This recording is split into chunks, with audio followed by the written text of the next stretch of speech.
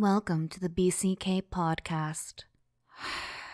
Can I go now? No. Do the thing. The thing! Do I really have to? Yes! Fine.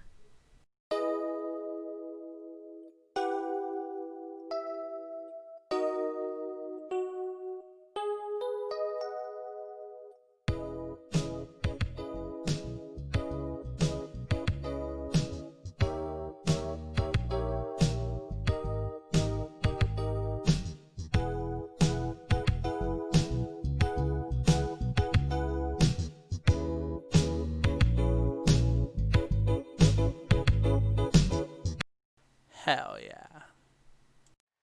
Welcome back, ladies and gentlemen. It's the BCK podcast, episode 2, with your boy, Plebby, and my other boy, C Wickets. Say hello to the people. Yo, what's up? We're back, episode 2. I kind of messed up in the last episode because we were gonna record more, but I forgot that I was muted, so that 40 minutes of footage was lost. Shut up! Shut up! I'm fucking embarrassed. So we're gonna continue where we were last time. We'll dive into the rom-coms, give some recommendations, give some recommendations to never visit, and then we're gonna dive deep into the luscious lore that is Manhwa for all you Oh boy. Manhwa connoisseurs and Manhwa newbies. Get ready to get your ears violated by us. Oh boy. Oh boy. Now, before we get to that, let's get into the rom-com. Rom-com bitches. Oh yeah. No, I'll bring up the spoilers if we're gonna get into anything. Rom-coms were something that I didn't think I was gonna get so into until I read my first ever rom-com, uh, like for thoroughly and kept with it until it ended, which was quintessential. Um, I would say that was my immersion to the rom-com genre, or I just couldn't stop reading so many goddamn rom-coms, and it led me through a dark hole filled with bakas and non-bakas and wreck ships of relationships. The amount of times I've heard Baka in a rom-com, too many to count. Let's just say that. I would say it's about 8 words of pie. What? I'm having a stroke. That's how bad it is. 8 numbers of the number pi. Fuck. It's very late, ladies and gentlemen. No, we're recording this pretty late. We had a hefty dinner, and but we're still powering through it for you, for the people. Better fucking appreciate it, goddamn it. But besides that, let's discuss let's go back what to is the the earliest rom-com that you remember watching or reading, whatever came first. earliest rom-com. I think I wrote it down. I think. I'm not gonna put ecchi, cause I feel like that's a cheat. So something that didn't. I don't think they're the same. No, I was gonna say High School DxD, but yet again, it's mostly ecchi than it is. Yeah, it's mostly rom-com. ecchi than it is. Yeah. And then I was gonna say Girls Bravo, but that again is also more ecchi than it is rom-com. There's a clear pattern in my early childhood of anime that I'm seeing now. Of me thinking it's a rom-com, but in fact it was indeed an ecchi series. My first rom-com, I think it's Orin High School Host Club. I think that's the earliest memory that I have of a You know rom what? com, which is funny because Same. it's a reverse trap rom com, which I loved, and it has Vince McYoung, which is my favorite dub voice actor. One of my favorites. He's up there Oh, with you Johnny watched it in the dub Youngbush. first? Yeah, I watched the dub first. Oh, Um, interesting. yeah, I think it's because it's on Netflix, Uh, and I'm like Netflix, nani desu ka? Netflix. Yeah, that's right. Because I was looking for more of the animes Vince McYoung was in, and because I just finished Full Metal Alchemist, uh, Brotherhood. I'm like, God damn, I love this voice actor. Where else can I find him? And I saw Orin High School Host Club, and I'm like, all right, you know, fuck it. It's on Netflix. It's on my recommendation. Why would not? And I read that and watched it. It was pretty good. oh yeah. That was a good introduction to rom coms. It was. It was. Honestly, I think that was also my first rom com as well.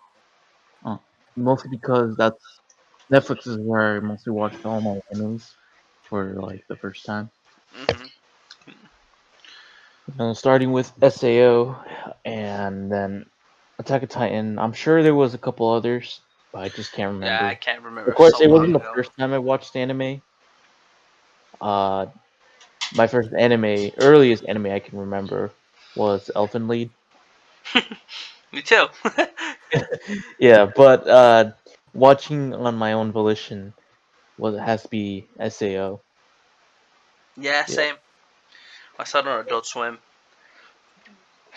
I would Oh, count Dragon Ball being my first, but I didn't know it was anime. When I saw SAO, I already knew what anime was, so I actively pursued it. uh, So Dragon Ball's kind of like number one. Technically, yes, it's the number one anime the first anime I've ever seen. But SAO was the first anime that got me into anime and further experience this magical roller coaster of tits in action, which yeah, is but great. back to High School Host Club. See, I was probably around, I don't know, 14, Yes, men 13. love Orin High School Host Club. All you females out there, like, oh guys won't like it. Fuck you. I love that shit. Yeah, I don't know. It just felt really I don't know. I was always invested in the relationships and romances of animes. Like looking back now, I didn't really get why I liked Asuna's and Kirito's relationship so much because in hindsight, it didn't really had that much of a that much chemistry. It was just mostly like he does something, she says baka, and then they call it a moment. They call it a moment, and that leads to what they have in the future, which I guess people like the most is when they're actually I together. guess yeah. I It guess it's makes just the whole like them being a couple already, and then having them continue to be a couple for so yeah, long is what yeah. really you know have Uh-huh. people like this They want relationship. they want this relationship to work because all the other girls are gunning for him. Oh yeah, see that's what also doesn't get or what I didn't get. Sorry, Uh-huh. back when I first watched SCO, there was a lot of girls who just want Kirito's big sword, if you know what I mean. And I But just like couldn't get why. Because even then, I didn't like Kirito. I thought he was a cool character to just insert yourself, but I didn't really insert myself into him. So I nah, just, so I just viewed him as a character that have to see the story progress, yeah, which was fine for me. I thought that was cool. But as a person himself alone, I didn't like him. yeah. I There's a don't. lot of I just like the cool stuff he did, but as a character, I didn't really like him yeah, that yeah. much.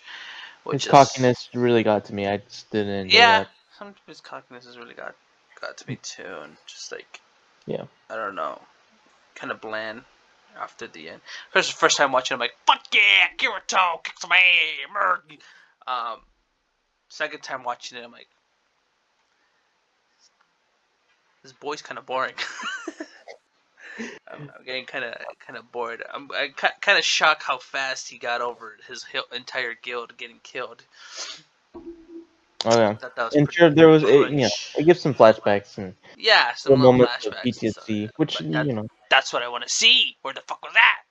I want to see him make a goddamn sandwich. The fuck? yeah, and see where he lacked in character, the relationship with Asuna really what like helped me get through watching his CEO. Of course, like the whole premise of being stuck in a video game that was pretty cool for a young teen, but hmm the romance part really hooked me in more than I thought it would have. Yeah.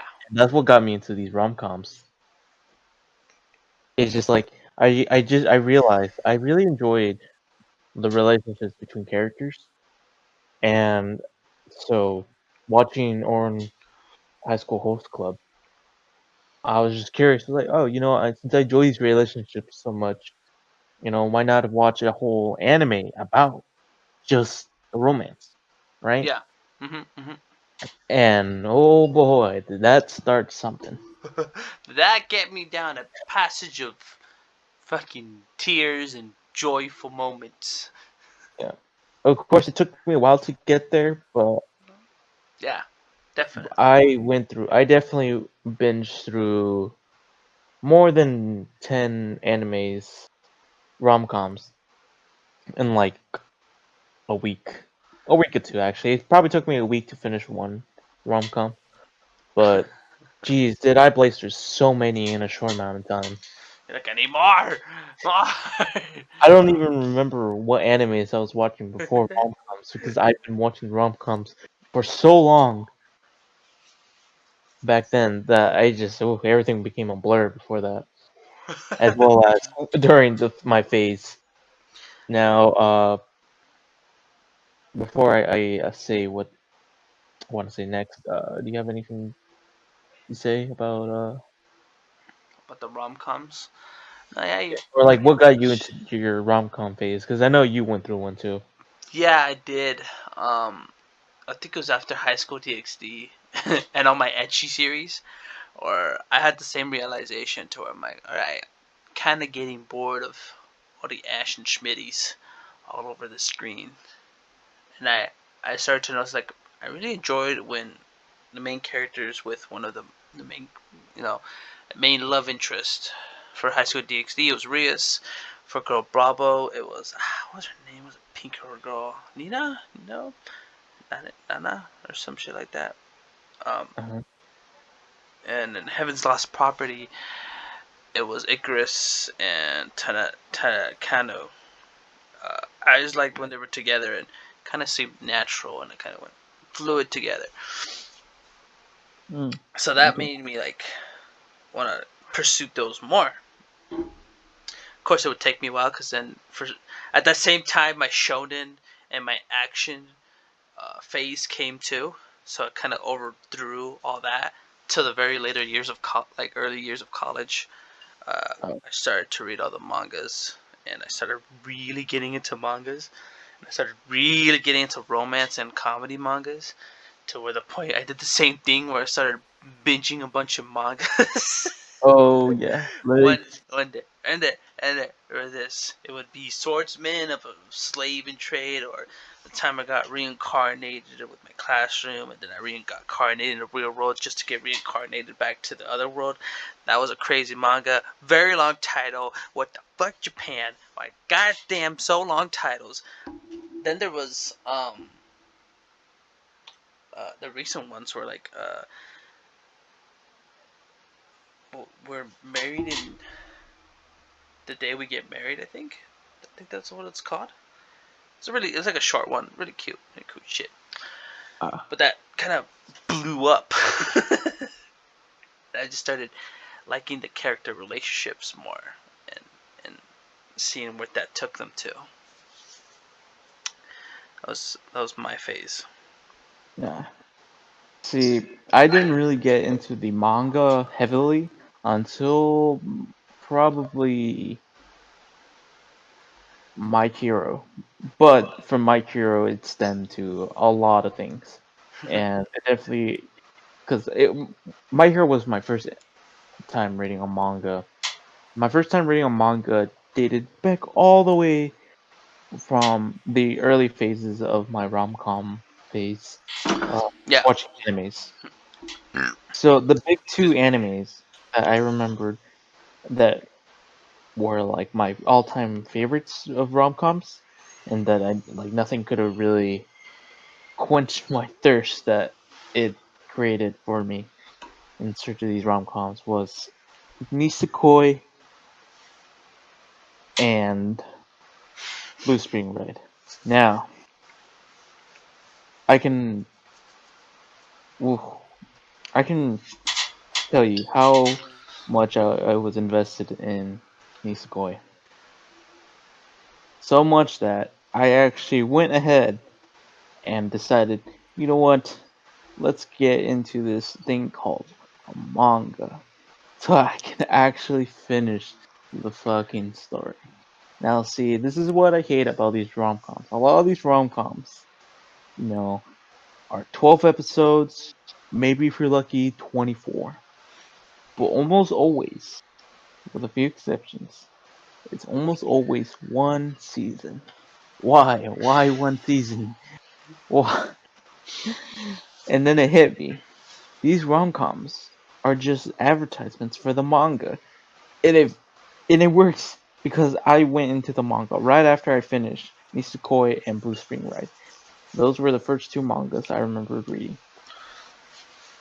See, I'm not gonna say anything about the ending of Nisekoi manga, but let's just say that the end of the anime, it drove me crazy that they didn't finish the story.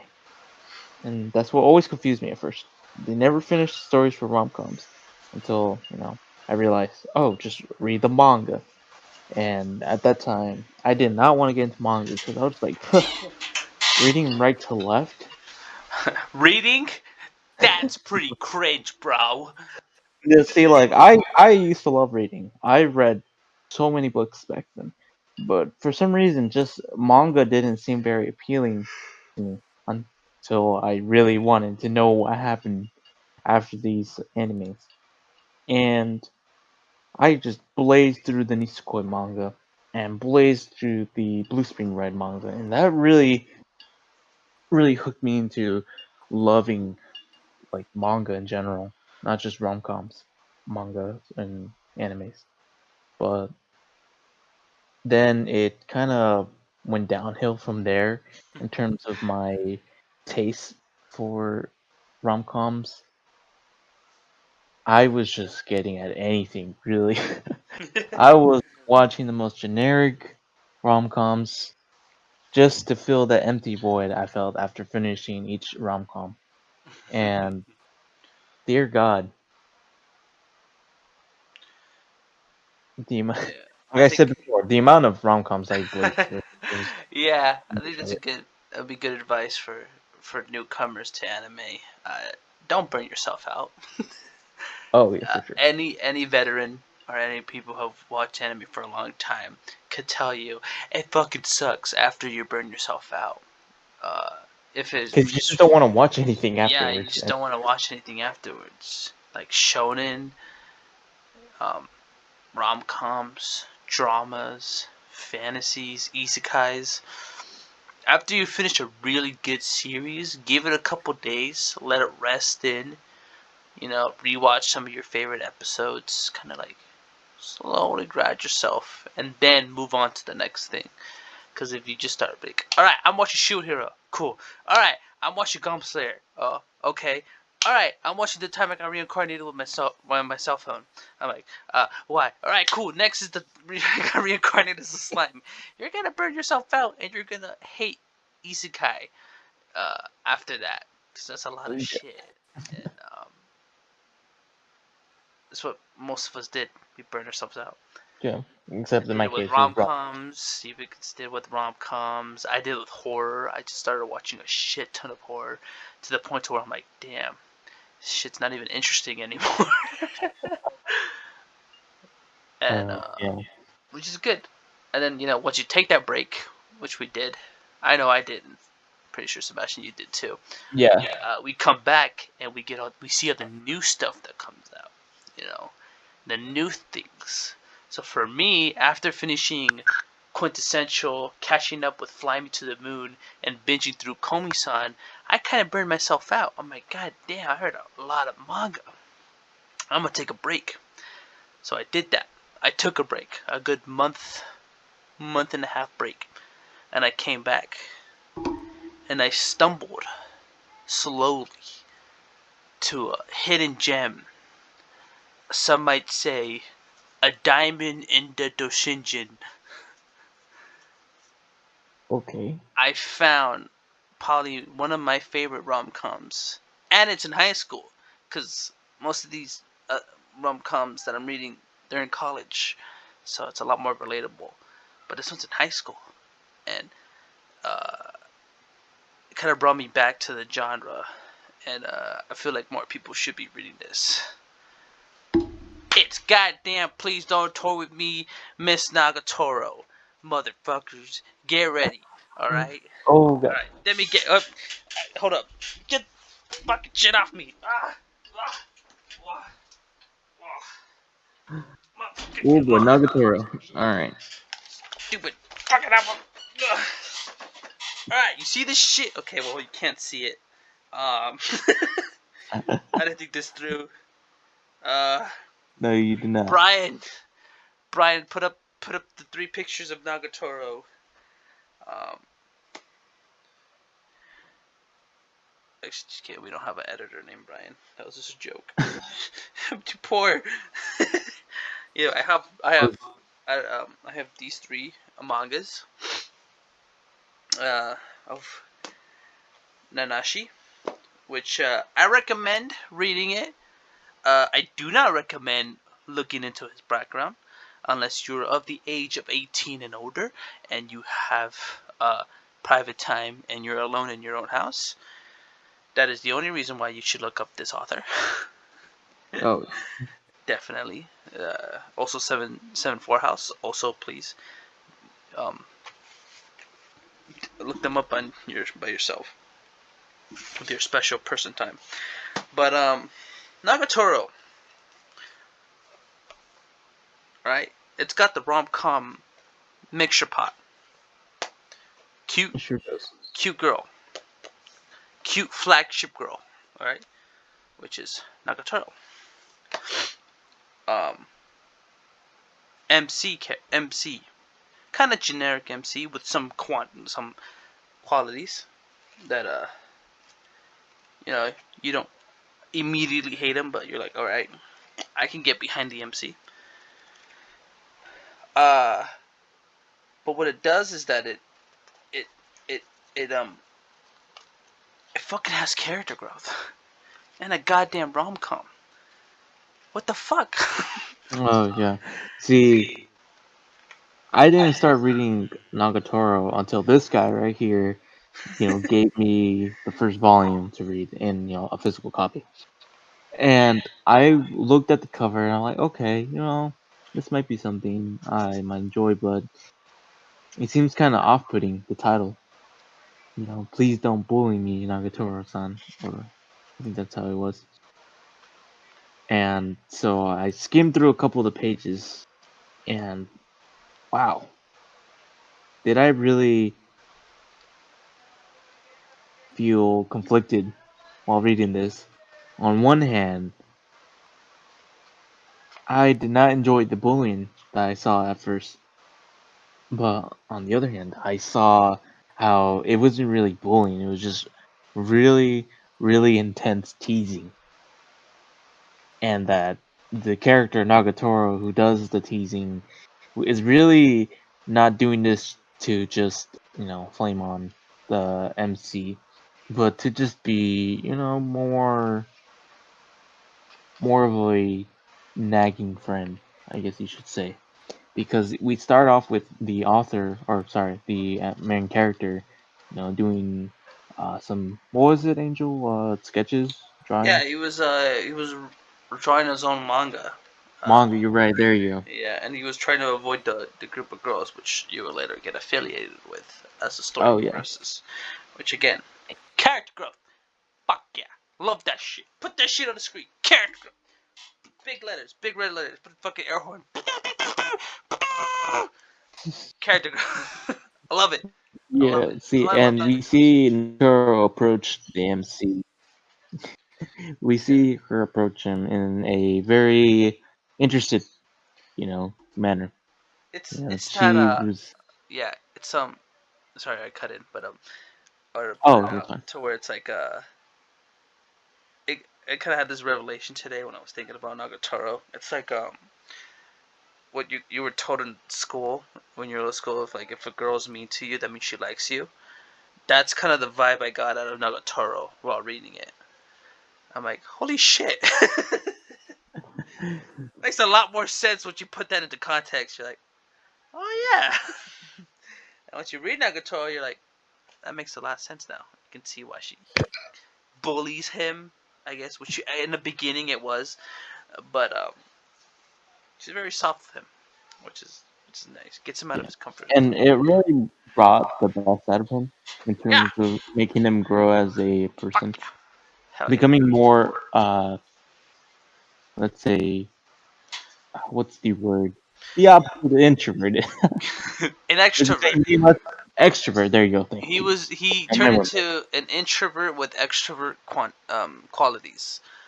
Yeah, He kind of grew into a new person. He grew out of his fucking cage, yeah, and he started to become more confident in himself, and he started to see himself in a different light, um, especially after the art gallery arc that there was in. Okay, sorry. Big spoilers. I'm gonna put some spoilers just in case, for those okay. new people. I'll probably put a time card in the description. Skip it. Um, but yeah, spoilers.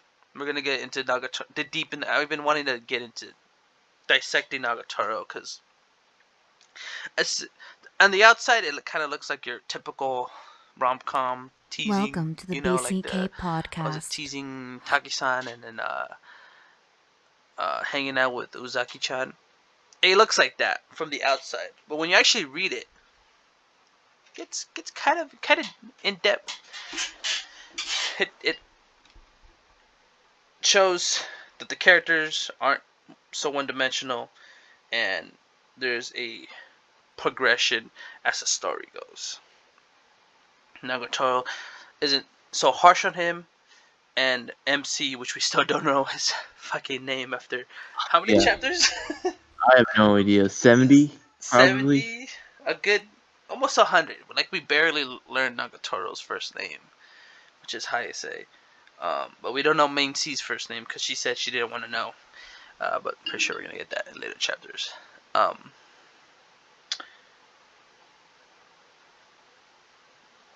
they grow as you read, as you continue reading it. You see little minor but important differences in the way they talk to each other and the way they interact with each other.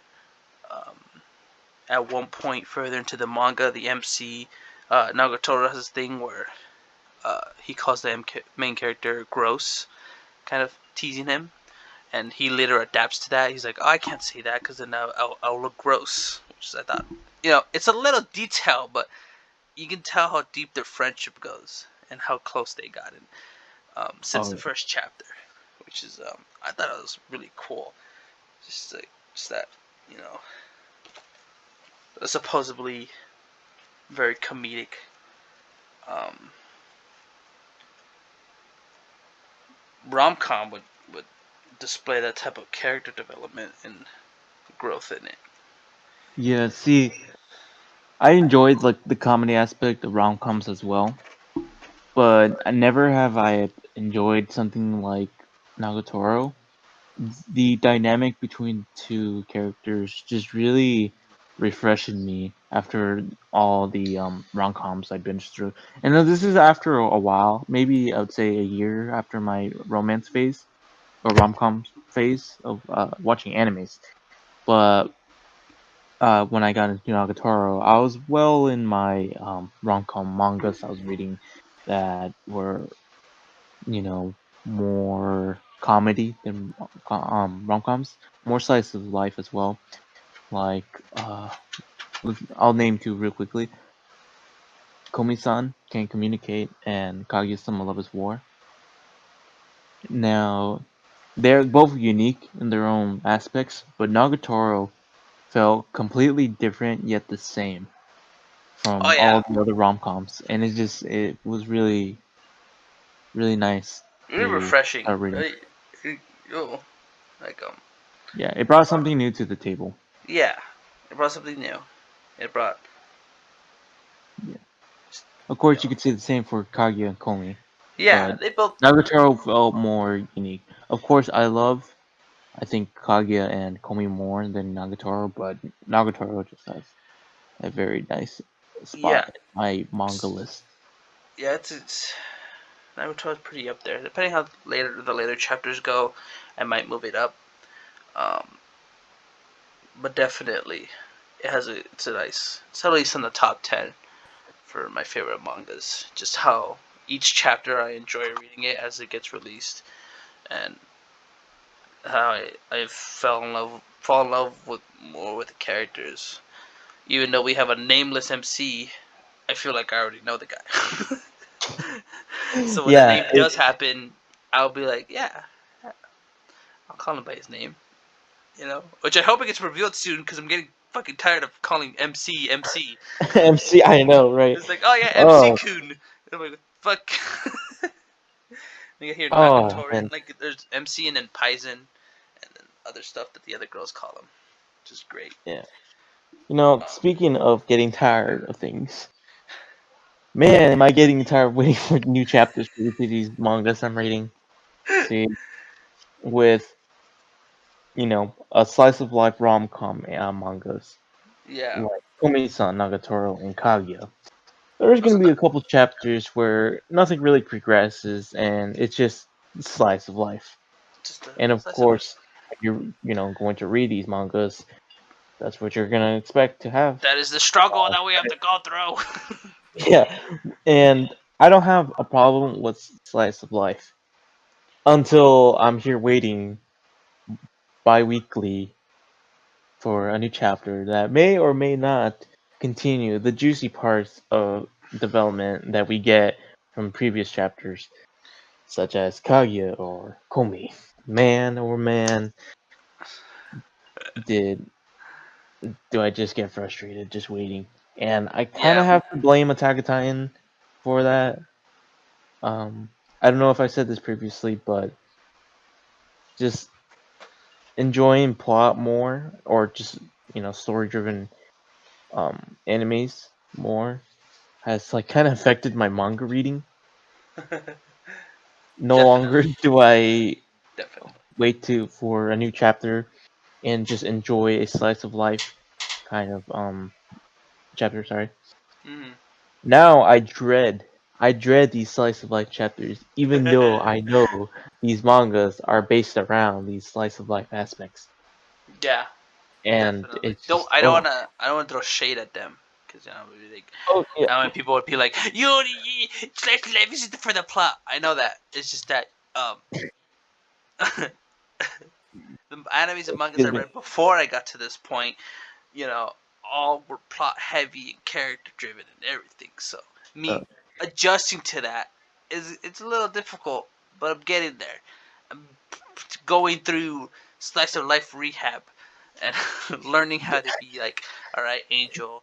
Just because this character said this doesn't mean that in 50 chapters there's gonna be a genocide. Like, no, we don't yeah, think like that. It's just that after yeah, reading so much shonen and reading so much fucking mysteries and shit, you know, the plot is what gets us. But yeah, now we learn that slice of life and romance it's a slow burner. We got to get used to that. which Yeah. was abundantly clear when reading Komi-san and Kaguya. Yeah. Not saying that they're not good. They're probably top tier shit right there. I would put Kaguya over Komi personally, because of like I don't know. Kaguya is a little bit more funnier, and A again, lot, yeah. a Actually, lot no, more there's a things lot. happen. More A lot more more things things progress. happen. It's more. Yeah, it's funnier than Komi. Uh, at some points, most of the points, But that's what it's a little bit higher. Komi's more wholesome though. Komi is a lot more Komi is a wholesome. wholesome shit. No doubt about that. You can't take that crown from that queen that is Komi. Is that Kaguya has that plot again, the plot, Yeah. fucking plot-driven character in me. It just wants more plot. The characters, I fucking Yeah. love the characters. Which I don't think we talked about last time in podcast about Kaguya and how No, it kind of I has don't think so. where Nagatoro kind of parallels Kaguya and its main characters and its side characters, and just Kaguya's fucking top tier with that shit because of how um another spoiler warning. Spoiler warning. All right, just get. All right, no with the sound effects. Just get into it. Kaguya, from a person who watched the anime first, season 1 first, liked Oh it a yeah. lot. Liked the anime a lot. The anime did the manga justice, and the opening was a bop. No cap about that. Um, it was right after I read Quintessential that I started getting into Kaguya more and Komi, both of those mangas at the same time. So 1 week Komi, another week Kaguya, half a week Komi, half a week Kaguya. It was all day, all fucking year with me. um, but for Kaguya, I felt a more deeper connection with the characters, just the way they were written. They didn't feel they didn't distance themselves from the audience. We we knew what they were feeling at that panel at that time, and we we were like it was like riding in the same boat with them. Mm. Like whatever happened next, they were surprised as we were surprised, and I fucking loved how the Kaguya and Shirogane story was written out, like how that whole ordeal happened, and it made sense why Shirogane would um, confess to Kaguya like that, because that's just the way he is. Which was clearly demonstrated by all the other chapters leading up to that one chapter. Um, Even the filler chapters played a role in that too, which I thought was really cool. And then how they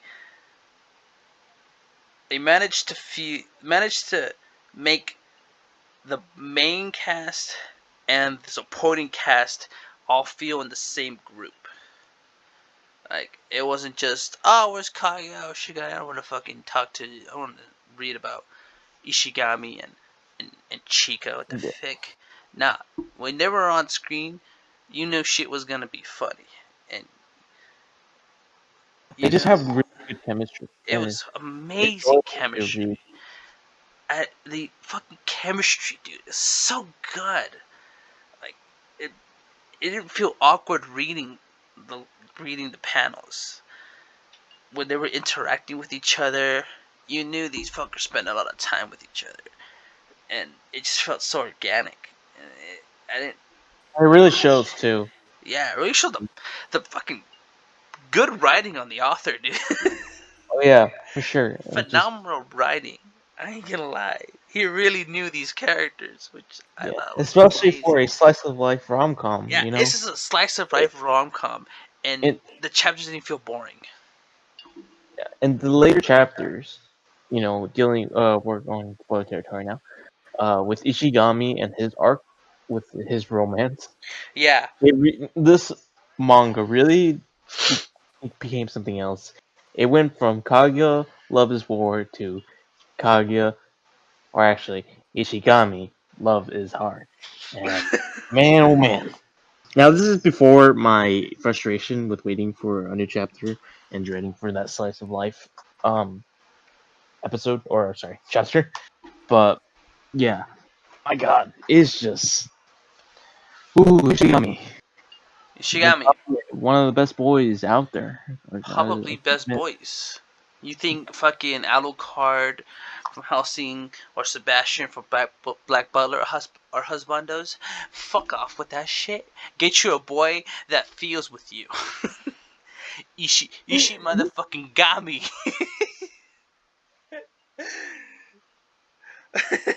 Oh man, now Oh man, well, yeah. Second season people who watch the second season only got like the little bits that we get in further chapters, like the little taste of fucking Ishigami, which I was very happy. I was very happy that the anime got to that point because yeah.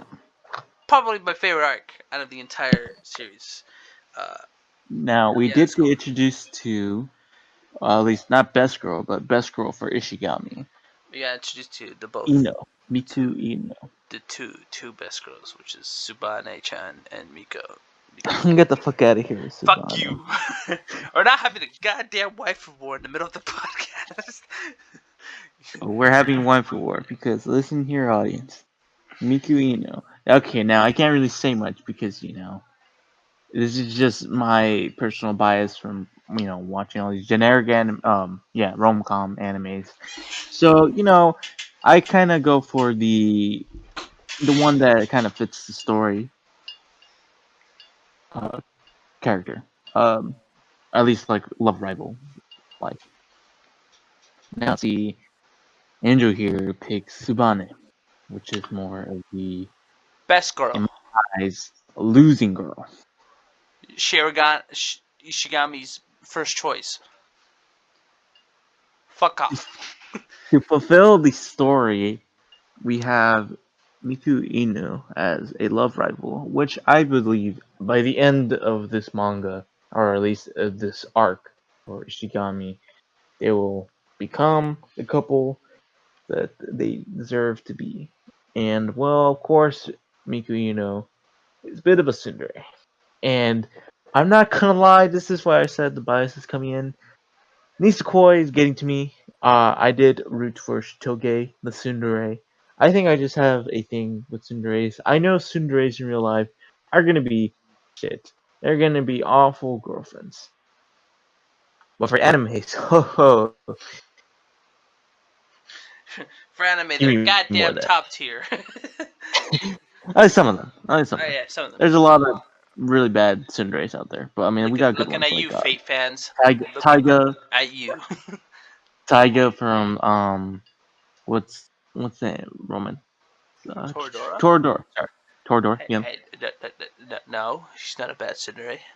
What the fuck? No, no, I'm not saying. No, I said good tsundere. Oh, Good tsundere. okay.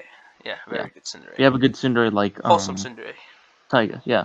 Shitoge is kind of like that middle ground where you can see that she's too overbearing, but at the same time she's also really wholesome. And it's very mixed.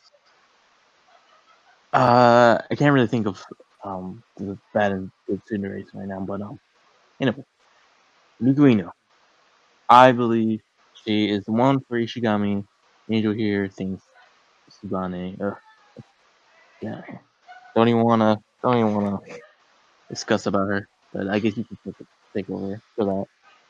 For Subane, Yeah. hey, that was Sebastian's case for Mino, Ego Mino, being the best choice for Ishigami. Getting my names mixed up because I'm so pissed. Just kidding. Um, Alright, first of all, Subaru's cute. Alright, fuck you. No, I Now actually we was get the cute. And now we get the bias out of the way. Now they're all cute. All the girls in Kage are fucking adorable. They're all cute. They're all drawn very cute and shit. Um, Again, we're going to spoiler territory. If you didn't catch the first time, second time. you're probably gonna need hearing aids or just pay attention. Tsubane was the girl that Ishigami chose. Now, will she be the one he'll be with? I hope so. I Cause object. She's not. fuck off. This is what he's been working for so long throughout this journey that we've been following Ishigami through his exams and his work ethic and his confidence in himself, which has grown a lot since the first two seasons of Kaguya and early on in the manga chapters. And I feel, as a reward for all that, he should be with Subane. Again, will I think it happen? Yes. Is there that part of my brain in the back of my head telling me that it's all a lie and he's gonna shoot her? Probably. Is my boy gonna be sad? I hope not, because I really like Ishigami. He's probably one of my favorite characters. Right next to Itsuki and fucking, oh my god, why my mind went blank for a bit. What's his name? From Gurlaga. Not Simone. I mean, yeah, Simone's up there, but it was fucking bro. What's his name? I'm What's sorry, I his can't name? help you there. What's it? I forgot his name as well. Carrot cake. Fucking. We were just talking about this yesterday. Oh, fucking brain work. Just refer Simo, to him to something else. um, fuck no, I'm gonna look up his name now. Brad. Look up the main characters for Gurren Lagann. What the fuck? Kamina! Jesus Christ! Kamina. Okay, He's there up you on go. that list. He's up on that list. That's my case. I just want. Oh, I thought you were talking about. Oh, okay. Yeah. I thought you were talking about a different character. No, yeah. No. Yeah. Hamina. Kamina. Like, Ishigami's up there in that list. Just how he was written in these latest chapters. And how he, he, he just grew up so much. Yeah. And you see that. And his relationships with the other students grew too. Like in this latest chapter, again, fucking spoilers. If you haven't read it, go read it. His seniors love him, which is crazy to think, because the Ishigami in season 1 of Kaguya was an introvert who never talked to nobody except 3 people. Yeah, the student council. Student council, and that's it. But now he's got an entire fucking class that loves him and cares for him, and that would do anything for him, which was demonstrated in this latest chapter. It just goes to show how he grew and how his relationships grew. How he got better with Kaguya. She's still fucking close with Shirogane. He likes Chica. Which people, I gotta be a Chica flag because she's an actual asshole, and people are like, "Oh, Chica's so cute." She's a dick. Oh yeah, a lovable dick, but like I love a she, dick. she's a huge asshole, and If the more she you get was, to read about her, I would compare her to Cartman from South Park. That's how the level of dick she is at sometimes, because yeah, it's fucking hilarious. it Um, is hilarious. That's part of her character. It's the yeah, comedy aspect of her. yeah, definitely. Um, so now that we had our Kaguya time, because I love Kaguya, and if you haven't read the manga, go read the manga, because you don't know if season 3 is gonna be out till next year, 2 years from now, spring, because of COVID. Might as well just fucking read it. It's almost. I'm Yeah, pretty sure it's ending at the end of the year. It's a high yeah, this is probability. a good read. This is a good It's a read. very good read. It's super good. Yeah, I recommend it to everybody. I'm going to buy the mangas when they're all released. There's 20. I'm gonna spend $300 on this shit. I ain't gonna lie. Am I gonna regret it afterwards? Probably, but I don't give a shit. Cause I'm gonna read it. Um, but yeah. those Now were that we got those Kaguya, Kag and the little rom-coms. So, Yeah, and we'll bring up quintessential, but actually, we talked about it we too much last can time, we can which was bring up good. Komi-san just for a little Co- bit, just yeah, just a little Komi-san before we go to our next main focus topic. point, which is going to be Yeah. completely So, different from the spectrum. but yeah, so Komi-san. Wow, man. I it's the same situation as Ishigami. You know, you have this, very shy. Well, I mean, they're not the same character, but you have this very shy girl who wants to, make some friends, and of course, she has a communication disorder. Can't really talk to people. Gets really upset. Already Uh, relatable to most of teenagers nowadays. yeah, yeah. God damn it. Stop.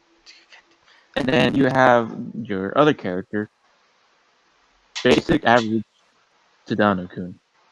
Now, see, on most animes, if you have this average bland kind of self-insert character, it's gonna be a kind of a turnoff for a lot of people. They're gonna think, wow, the author didn't really give much thought into making this an actual person instead of just a slot for yourself to put yourself into. But despite all his averageness and all his, basic qualities, it turns out that Tadano is one of the most interesting characters in the mangas. You Yeah, know, yeah. alongside with Komi, obviously, Hmm. and just seeing how Komi and Tadano work together for. Well, actually, I don't really remember why Tadano wants to help Komi, other than just be nice. I guess it's just his character. For He his just wants. ultimate goal, Kobe wants 100 friends. That's all. Yeah, I'm pretty sure yeah. they I passed it guess. by now, but Oh yeah, who the for sure. fuck's keeping count? Yeah, see, this is where the slice of life is getting to me, where I can't just, man. At first, all these characters, these wacky characters that we meet at the beginning of the manga, are classmates. I love reading each chapter. Okay, there's one character I didn't like, but other than her, there was so many characters that I love reading about, and just like waiting to see how Komi interacts with each and every one of them. And it's so great when we get those chapters where it's just those characters, Yeah, definitely. and it's so great. Um, but there is a problem I see that's occurring lately with Yeah, too many of these wacky characters being introduced, and it's kind of hard to keep up. yeah. Not gonna. That's probably my one gripe with Comey, and probably why I moved it down from the top spots in my manga list is because it's these later chapters. Ever since the transition to the second semester or the second year or third year, I think the later year, um, they added a whole bunch of new characters, which I'm like, okay, that's fine. New year, new characters, makes sense. Just funny because we heard the reaction of the other classes. It was funny shit. Um, and I don't know why, but it just kept adding new characters after characters. I don't know if it's a running joke. I don't know if I missed it somewhere, but I don't know where like all these characters came from. Where it's kind of hard to keep up and not really. It's hard to actually care for them because in the first half of this manga, uh, we kind of went on the ride with these characters in that first classroom. And we got to meet everybody and know everybody. But in the second one, it's kind of like one chapter and you're out, um, kind of ordeal. And then when it's actually the group, which is like Narcissus-kun, Katai, Tenando, Komi, Magi, Asumi, and the class president. That's like the Yeah. main group, and the students are kind of in the background, which wasn't the case for the first part of Komi-san. Kind of every character mattered, and they kind of played a role, which is funny Yeah, as much as you analysis. can in a slice of life. Yeah, as much as you can, makes sense. I don't know. That's my one gripe with Comey is just so many goddamn characters. It's like, oh look, this character could do this. I'm like, I don't give a shit because he's gonna be gone in the next chapter. Yeah, they really dropped back on the old original like side characters. So these new ones just seem kind of boring. Not boring, but just you don't really care about them. There's not really any exploration with them. They're kind of Yeah. just there. Ah, I'm this character and I look like Buddha, which later turned out to be a good character. But like, there's another character who, what was it? Learned how to skateboard or some shit, and then was gone. Like, The yeah, one who likes to say like onomatopoeias, like boom, power. yeah, like that. I think that was one character. It was just like so many random things, So many random and characters, yeah, and it's just I didn't like it. It's just like, yeah, and I don't care for these characters. They're gonna be gone. I give a more shit about narrator Kun than I do about the guy with onomatopoeias. That yeah, says but something. despite all that, just having the story with Komi and how she's really getting closer with Tadana-kun. Man, oh man, do I love that shit. Mwah.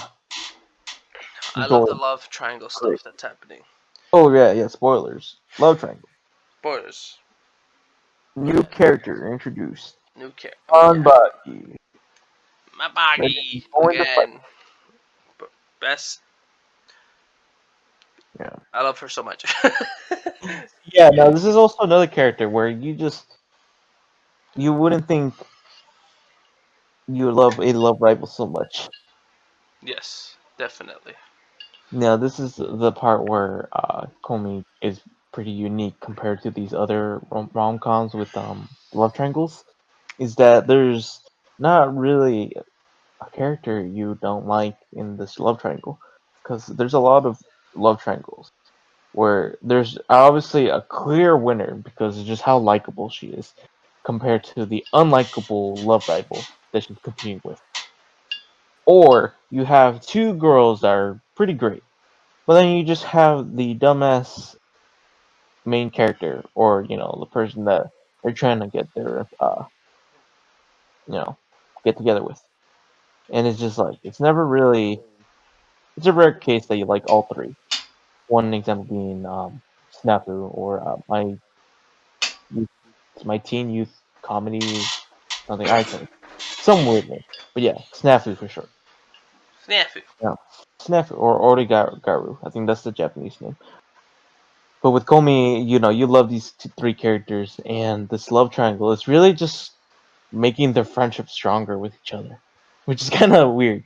But it's nice to read. Pretty wholesome, despite it being a love triangle, and then the two girls admitting to each other that we're fighting for the main character's love and whatnot. Yeah, which that's my favorite arc out of Komi was the latest festival arc that they had. Where we got Komi shouting. We're like, what the fuck? What? Komi can shout. Yeah, What? this timid girl who barely speaks. Actually, she barely speaks. And when she does, just a couple words, mostly through writing is how she communicates. And then to Yeah. see her shout is just whoa, wow, Wow. Wow. wow. What the fuck? It's like they just dropped the bomb on us, and they expect us to recover so quickly. But no, she shouted that wow. Which is great. I loved it. It was good shit. Yeah, I love this so much that, as I said before, these filler arcs, or not filler arcs, these slice of life chapters are really getting to me. That, and this is a perfect segue to the next topic. I started to diverge into the manhwas. Whew, oh boy. We're Let's finally here, ladies and gentlemen. Um, it's another warning. It's this whole fucking rated podcast has been a 18 warning. plus. Rated 18 and plus. Um, for those who don't know what a manhwa is, because some might not know. It's getting popular now, but it's not to Well, that I'm peak pretty yet. sure it was popular, but now it's just getting. Yeah, it's even getting more so with all these new fucking Manhwa ridiculous. adaptations. Yeah. But yeah, A it's fine. manhwa is a noun, a style of South Korean comic books and graphic novels. The word that they use for the dictionary is female lead characters of manhwa tend to be strong, which is kind of a shitty sentence. What the fuck, dictionary? Oh, that's the first I've heard of that. Yeah, I know, right?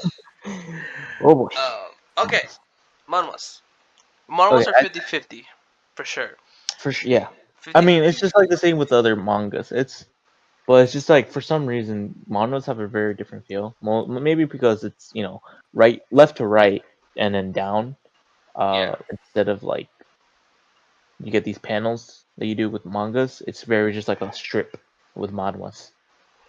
And I Yeah. guess that just has to do with like the webtoon comics that really got Webtoons, comic popular. mic, those stuff. Which I'm pretty sure that's what like started the manhwa phase of a lot of people. Because Oh I know yeah. it's pretty popular. But I'm pretty sure it's getting even more popular with the manga readers as well, or at least like anyone who watched the animes Tower of God and God of High School. Because I know Yes. I got interested in manhwas when after I read I'm sorry, after I watched the first couple of episodes of Tower of God. Now, I'm not sure. Angel, what was your first manhwa reading? My first manhwa reading. Hmm. Hmm. My first manhwa reading. Because, like I said, it was Tower of God for me. It was Tower. My first manhwa reading was a little known title called Brawling Go. Oh, Which here before we get into that, let's start with something that's not. more Well, wholesome. No, I we're gonna wouldn't say wholesome. It's we're more gonna we're shit. We're gonna let start me with start with we'll Tower of start God. with the Tower of Gods and the God of High Schools, and then we'll Okay. transition to the more late night stuff that The late night show where they manhwas. are in 18 plus. Please, we're not gonna get too detailed. We're just gonna explain the premise of the stories and all that. Yeah. But after these two first discussions about God of High School and fucking Kaworu Tower of Goto. God, so many goddamn gods, god damn it. Oh yeah, what's up with titles being Some South. Hey, if you containing have God? any South Korean listeners, what's up with all these shits being named after the god and stuff? I just want. I'm not trying to offend anybody. I just want to know why. Because it's getting pretty goddamn annoying repeating God every 5 fucking goddamn times in a fucking sentence. Yeah. Can't wait for the new Tower of God and the new God of High School episode to come out at the end. Oh my god. Yeah. Not very. Doesn't really roll off the tongue. Okay, so Tower of God. Now I know you haven't read Tower of God. No, I You just haven't saw. even seen. I just saw a little bit, but that's Have you about seen it. the anime? No, I haven't seen the anime either. I was reading Blend S, and, and Okay, what then you can else? stop right there. But okay, so I'll confess. So after I forgot what anime started this, but I've gone through a habit of actually getting into the manga, or at least the source material, except for light novels, the source material of animes, way before the anime actually finishes up. So one example being Shield Hero. I think I started reading the manga like at episode 12, and it's been the case for a lot of animes that I've watched. And Tower of God was not an exception. I started reading the manhwa probably I think episode 5, just because I wanted to see how the next episode was going to be paced. Because I felt like in the anime it felt really up for grabs what was going to come next, and I really enjoyed the sort of hunter exam aspect of the story. And I know a lot of people compare that to Hunt Hunter. The whole, I would say slight spoilers. The the I forget what they're called. It's been a while since I read that beginning part, but basically they're exams to get to the tower. Now, man, oh man, oh man, did I really slog through the first part? I think it's called first season. It's just really weird how he cuts off the parts. But in the first season, we have, the characters, a bomb, and his friends. Wow. Sorry, it's been a while because right now I haven't read Tower of God in a while. But let's just Okay. say, It's a with this, learning experience. yeah, with this manhwa, it was really slow. I gotta say, it's really slow and heavy with dialogue. And now it's really nice that the dialogue isn't just plot dumping. It was just a lot of like conversations, casual conversations that it just shows the character interactions, and it was nice to read. But of course, not a lot of it got into the anime because they had to like cut 90 chapters into these 12 episodes, 13 probably, I think. But yeah, and it doesn't stop there. It gets even more uh, slower, I'd guess, Yeah. and a lot more conversation heavy as the story goes on. But I guess if you love slow burns, Tower of God is perfect for a slow burn read. Now, for a long time, nothing really happens. It's just a lot of preparation, and it feels like the story kind of seems to drag a little bit, but then it hooks you in when something happens, and that's how the author keeps going. Now, the one issue that I do have with Tower of God, and that really hinders my enjoyment, is the amount of characters they introduce.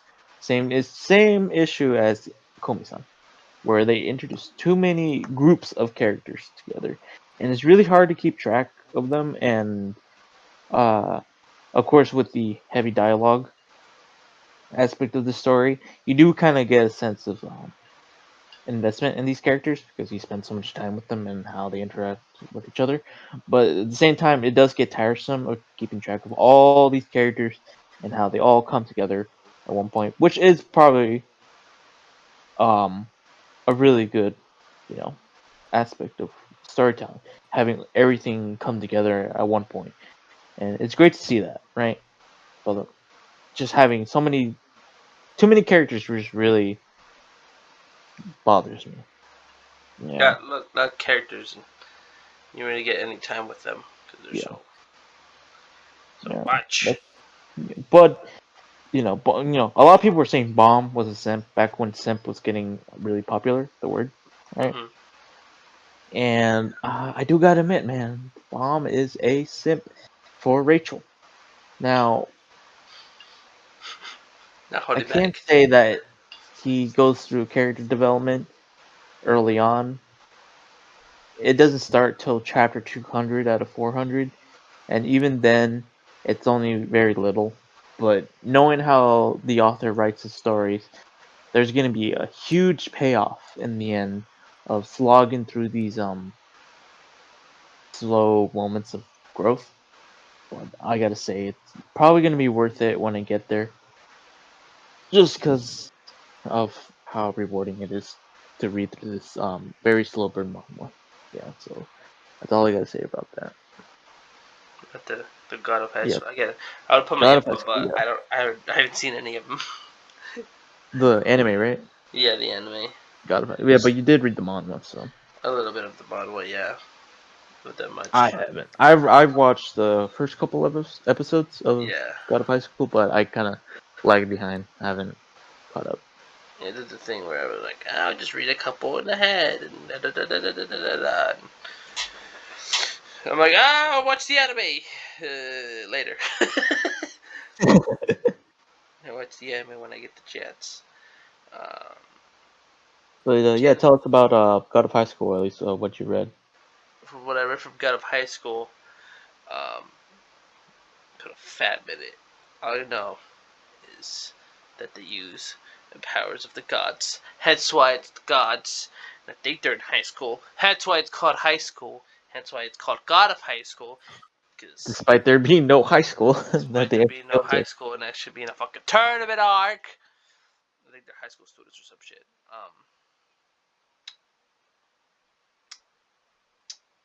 It's the same thing. It's very slow. Yeah, you catch a little bit of that in the anime. What I've seen of the anime, like, it gets really intense, and it's Oh slow. yeah, it goes so fast. Like the plot is just speeding through faster than the speed of light, my god. Yeah, I don't know how much I'd say skip, because they had to skip a lot of things, cut out so many ideas, conversations, yeah. and Mine was important long. plot points. Specifically, those two are very long. Um, it's just Yeah. uh, excuse me. But any highlights? Any good points of God of High School? Any good of God of High School? The action. The Um, action? in the manhwa and in the anime. I think I liked it in the anime because this is Studio Mappa, and that's doing Attack on Titan, so it was a good plus. Hmm. Yeah. Um, the actions, characters, power scaling. There's none. Ain't gonna lie, no power scaling. I do like the use of mythical of uh let's say Asian gods, which is pretty cool because we see Sun Wukong and all the other deities there, which is pretty dope because that's technically a Dragon Ball reference. And what else was it? What was the other reference they had in there? It had to do with the MC's eyes. I don't know. I want to put my input in it, but I haven't read enough and I hadn't fucking seen the anime. I'm behind. Fucking Blend S, man. It's taking over my life. Really too much Blend S and trying to go through Junji Ito's fucking book, which I can't. It's terrifying. I had to literally move it from my bookshelf. All I see is Nino's face, and I'm happy. But um, yeah, that's technically it. And I don't have much to say about God of High School. I recommend it for the fucking action. If you're there for the plot, I mean, yeah, I mean, I heard that the plot's a lot better for the manhwa, just yeah, because for the how they actually pace themselves. yeah, God of High School, Jesus, like I said, just speeds through, and and I'm it really goes only in there for ham. the action. Yeah, I go in there watching only for the action, really. I know people are like, "Oh, but the story." I'm like, "Yeah, but that doesn't seem very Yeah, but it's your doesn't seem taekwondo fair." good. It doesn't. Yeah, there's only so much that they can give before me not, or so little that they can give Yeah, until like I actually just don't care about the plot, and that's what they did with God of High School and the anime. yeah, So the anime. I'm just there for the action and seeing how good the fights are. Yes, Yeah, Manhwa's I the do best like the story. friendship. I do like the friendship of the three characters. I'm not really good with remembering Korean names, so I'm just gonna say, uh, guy who eats bananas, guy who punches hard, and girl with a sword. That's not all there is to that character, but that's just what I'm just gonna identify them as. Yeah, that's Now practically it. with the I guess the good side of Manhwa. Now let's delve into the God forbidden hell pit that is the late night manhwas. Late night Manhwas. Now we're getting to my section. um, Now, yeah. Okay, so Angel, despite being the first one to get into these manhwas, I feel like I am the one is who really spearheaded the late night manhwas uh, adventure. yeah, 'Cause I introduced you to almost most of a them. lot of them. I mean, I tried getting into you into these manhwas, and Yeah, of course you read Brawling Ghost. You were no stranger to these, but I was no mere casual to. I was yeah, no but mortal to mere. Fuck you. I am my well, shit. yeah. Late night Manhwas. Manhwas. We can start with Brawling Ghost since you were the first one to start Brawling, reading Brawling Brawling Ghost. Go. Uh, for the people who have read Brawling Go, I Know Your Pain. Ending was kind of shit. Not gonna lie. Uh, Very whack. Pacing was kind of weird towards the end of the manhwa. It was just rushed. Yeah, it was rushed. I get it. Didn't have enough time.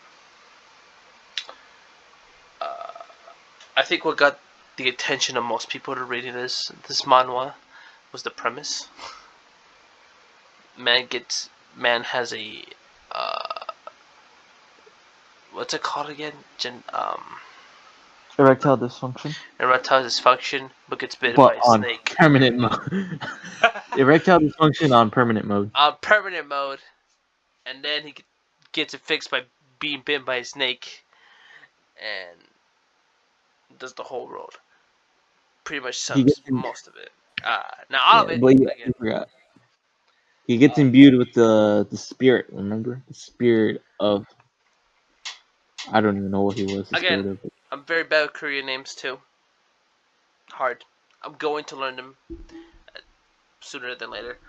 Um, Main character has erectile dysfunction on permanent mode.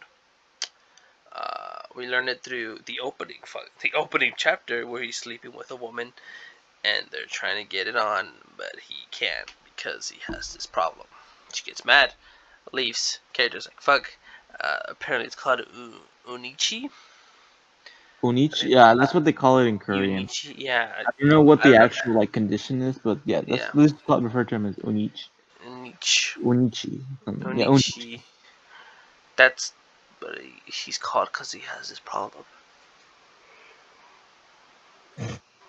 We were then introduced to two of his friends. Also forgot their name. It's been a fat minute since I read this manhwa. Okay, if you read it, then you know who I I'm talking recently about. read it and I forgot, man. Like I said, I'm not good with Korean names. Yeah, blonde and brunette. There we go. Blonde and I'm introduced to them. They start like taking off their clothes. He's like, "Hey, yo, I'm here." He's like, "Don't worry about it. We don't have to worry about you because you're this." He's like, "Alright, sick. Fuck you too." Then they get invited to go out on a hike. They go on a hike. He stumbles upon a big penis rock. That's the name of it. This, I think the line is literally, "Let's go take a trail to the penis rock." Pretty funny at the time when I was reading it. They get there. He stumbles, picks up a rock or stones or something stuck on the ground. He's like, "Oh, what's this?" Spider bites him at the dick. He's like, "Ah, I got bit in the dick. It's venomous. It hurts." Passes out. Wakes up to the blonde.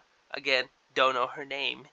Um, Inserting one thing into the other, aka her mouth, and sucking out She was all the venom. slobbing on that. Can't say that on YouTube, Sebastian. Pretty sure I can't say all of this. I might have to cut this out. Just just beep out all of Keep up, shit. yeah. But Just saying. Fuck. I'm trying to sum it up real quickly, so I don't want to say anything because it kind of ruins the experience. All right, this is what I'm gonna do. basically, man gets a giant buff in his wee wee. He gets a giant, yeah, buff in his sexual organs, and every woman wants him, and he has to figure out how to let that not happen because he wants to be with this one girl that he promised he was going to be with. But they even make a deal. You be abstinent for this amount of time, we can go forward. He's like, cool, got it. We get earlier on the story, we can introduce to this blonde, turns out to be a crazy bitch, who turns out to initiate the first NTR scene of this entire manhwa, and the only NTR scene of this entire manhwa. Oh For boy. those who don't know who NTR is, thank God. But I if you do know, if you do know, let's, you know what it means, and if you you don't know know, what I mean. let's explain it You down in know, the comment true section. pain unless you're into that shit, then Unless you're into that I'm shit, then looking at get the you fuck out. very. Get the fuck out. I don't want your NTR shit in my podcast. I'm just kidding. I'm joking. Everyone's welcome. Just know that every time I see your name on the comment section, I will give you a Mad Dog stare. Say you and Can we say something about the comment section though? The comment section of these manhwas are so oh, great. if you want memes, if you want high quality memes, you go to Manhwa comment sections. Yeah, of course you get them in any like mangas as well, but like there's a whole other reservoir of just untapped memes in these Great, comment sections. That great you should definitely memes. delve into. Great memes. Manhwa meme review. If you guys want that, I don't know, Yeah, comment, like, subscribe, ring that little doorbell, ring anything. But if anything, probably do Manhwa meme review. They're great. For the these memes. yeah. Um, fuck, where were we at? Brawl and Go. I give it a 7. 7. Art You know, style, yeah. I I give it 8. It's for the art style. You read see. these. You read these manhwas, and you know what you're getting yourself into. Okay. The Yeah, thing is, you're not gonna go in and expect. I didn't. What? NTR or at least half NTR. these What is nude women. What is going? Not Yeah, in no, my you Catholic find house. you find Ball and Go. You definitely are there for You the know what? plot. You know The what's in there. plot. You know what? You know what the Yeah, plot is. but at the same time, it's just it doesn't really soften the blow of just getting hit by these NTR-ish moments. Yeah. Now, there isn't a lot, but let's just say it just when there is. Of course, it doesn't go full NTR, but when it gets close, it is a feel bad. It gets close, and you're like, ah, no, no, no, stop it, stop it. Yeah, yeah. See, Um, with the main character of Brawl and Go, right? You can't really help it. It's not necessarily something that he is actively going out to just you know, mate with every woman he sees. It's just his condition now that he got a yeah, buff. It's both a buff and a nerf. A it's a nerf both. to his social life, a buff to his sexual one. But Sexual life, and if you put himself in his shoes, if you've never had that type of experience, and all of a sudden you do, of course it's gonna happen. yeah. It's Although bound to happen. there's a condition that goes along with that. So Yeah, we definitely us boys would definitely not enjoy that condition. no, we would not. It'd be sad. Sad boy times. Can I get a Very sad boy chant in the chat? Sad boys. Clap clap. But fucking brother go man. Got me into these manhwas, and then you came, and you introduced me to even oh more manhwas. yeah. See, Even like crazier stories. the more I was waiting for these slice of life chapters to come out for all these lovely mangas I was reading. I was getting deeper and deeper into the hellhole that was the manhwa The late night, manhwas. the late And night the manhwas. thing Yeah, that surprises me the most is most of the main characters don't act like each other, which I'm like, what? it's weird. They have this sort of unity, yet difference. That it's so They're all weird in the to same position, but they all act differently in said position, which I really like about the yeah. manhwa. However, So I got into it. in the situation of Brawl and Go, the main character is can't really control his what happens to him, right? It's not he doesn't have full control. However, on the other side of the spectrum, we have the MC of you ready? You ready? What do you take me for? Oh fuck. Oh man! Oh Now god. this Jesus guy, Christ. All right. Before we get to that, take a little tiny break. I had to go yeah. use the men's room and we'll recollect our thoughts because we're All about right, to yeah, enter some real roller coaster shit. Okay, to give you a little future for the after the break, we're gonna do where we take you before.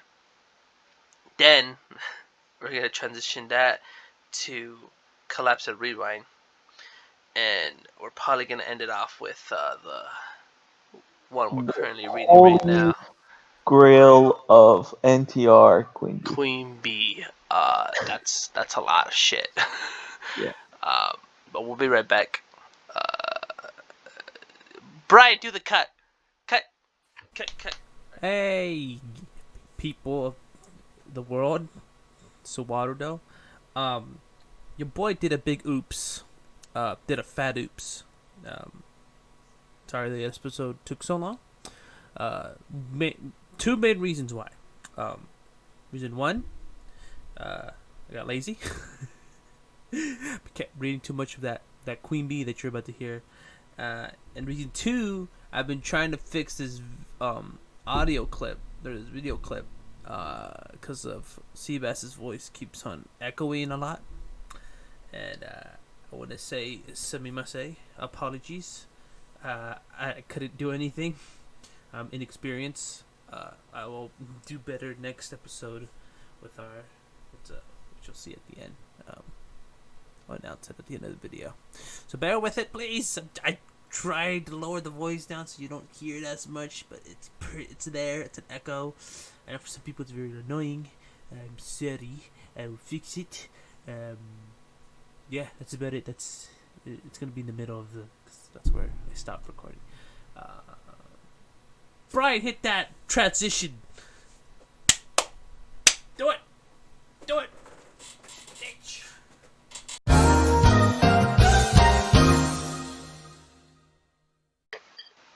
And we are back from our potty and food break. We talked a lot, so we need a little break. Now we're back. Yeah. It's 12 o'clock in the morning, so if our conversation become a little delirious, that's good. Because we're doing a good job making you laugh. It's making you enjoy this shit. Okay. Before the break, before the break, we just finished Brawl and Go. Again, we gave it a 7 out of 10 for story, 8 out of 10 for art. I would say 7 to 6. For me, I'd give it like a 6. Yeah, honestly, 7 or 6. I was gonna say 7.5, but mild 6, high 6, low 7. There you go. Going with that for Brawl and Go. Now, what do you take me for? Which is there's two names. There's like 2 names for this manhwa. What do you take me for, or My Sister Neighbor? I think it's Sister Neighbor. Yeah, Sister Neighbor. Just Sister Neighbor. Yeah, but we'll say what do you take me for? Just because that's the more popular English title. But anyway, as we were saying, with Brawl and Go, the MC does not have a lot of control in his situation with his picky. But with the main character of what do you take me for, it seems like it's this man's mission to just make every single woman he sees. But of course, every single woman he sees has a 10 out of 10 body. Now, this guy's an idiot. He's kind of stupid. He's kind of dumb, yeah. A little bit not slow. Kind of. He's fucking stupid. Right? No, you're gonna hate him for a good while because of how dumb he is. Yeah, I was gonna say I hate him. Yeah. The only thing that's, I guess, redeemable about him is that he can keep going. Yes. If he has the stamina. He's at least he's not out of shape. Let's just say that. Mm-hmm. Now, we have the main love interests. And I say interests because there's a lot of women that he wants to stick it in, but he can't because they're They're actual people. actual people, and they're not just something that you can just use and discard Not a as you please. fleshlight. Yeah. Can I say Now, fleshlight? I'm gonna say fleshlight. yeah, that's how he treats women in this manhwa. Again. At least in the beginning. Mm-hmm. Now let's start with the catalyst to this whole story. Well, this guy. Oh, okay. Disclaimer. I did not read a good portion of this. I just went by visual only, mostly because I didn't know where to find the English translation, so I just had the Chinese translation for the longest time.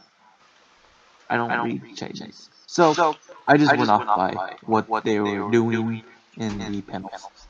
Now, from what I got, start off with the main character going out with his friend, right? And this is just basically a dick measuring contest. That's how it all started. Did I get that right? Yes. Yeah. You might have left out the secret technique how he got a 10 out of 10 girl. But that's not important because it's I was gonna called get that. reading the fucking source material. I was gonna get to it, but yeah. Now we have this. I don't even know what her name is. Pink-haired Yonuji. Geniji. Again, Korean names are hard. Oh, Yeah. They're pretty. no! I dropped my arroz con leche. Fuck. That's her. Anyway. So yeah. Basically, the MC was just kind of upset that he wasn't getting any action, but his friend was. Now, we'll keep the summary short. He basically finds out that this 10 out of 10 girl isn't really his girl, his friend's girl, right? So, he goes after her. And at this point, I think it'd be better if Angel takes over because this is the part where the Chinese kicks in. Okay. MC takes over, starts doing a relationship with Yunji, the pink girl, Yunji, pink hair girl.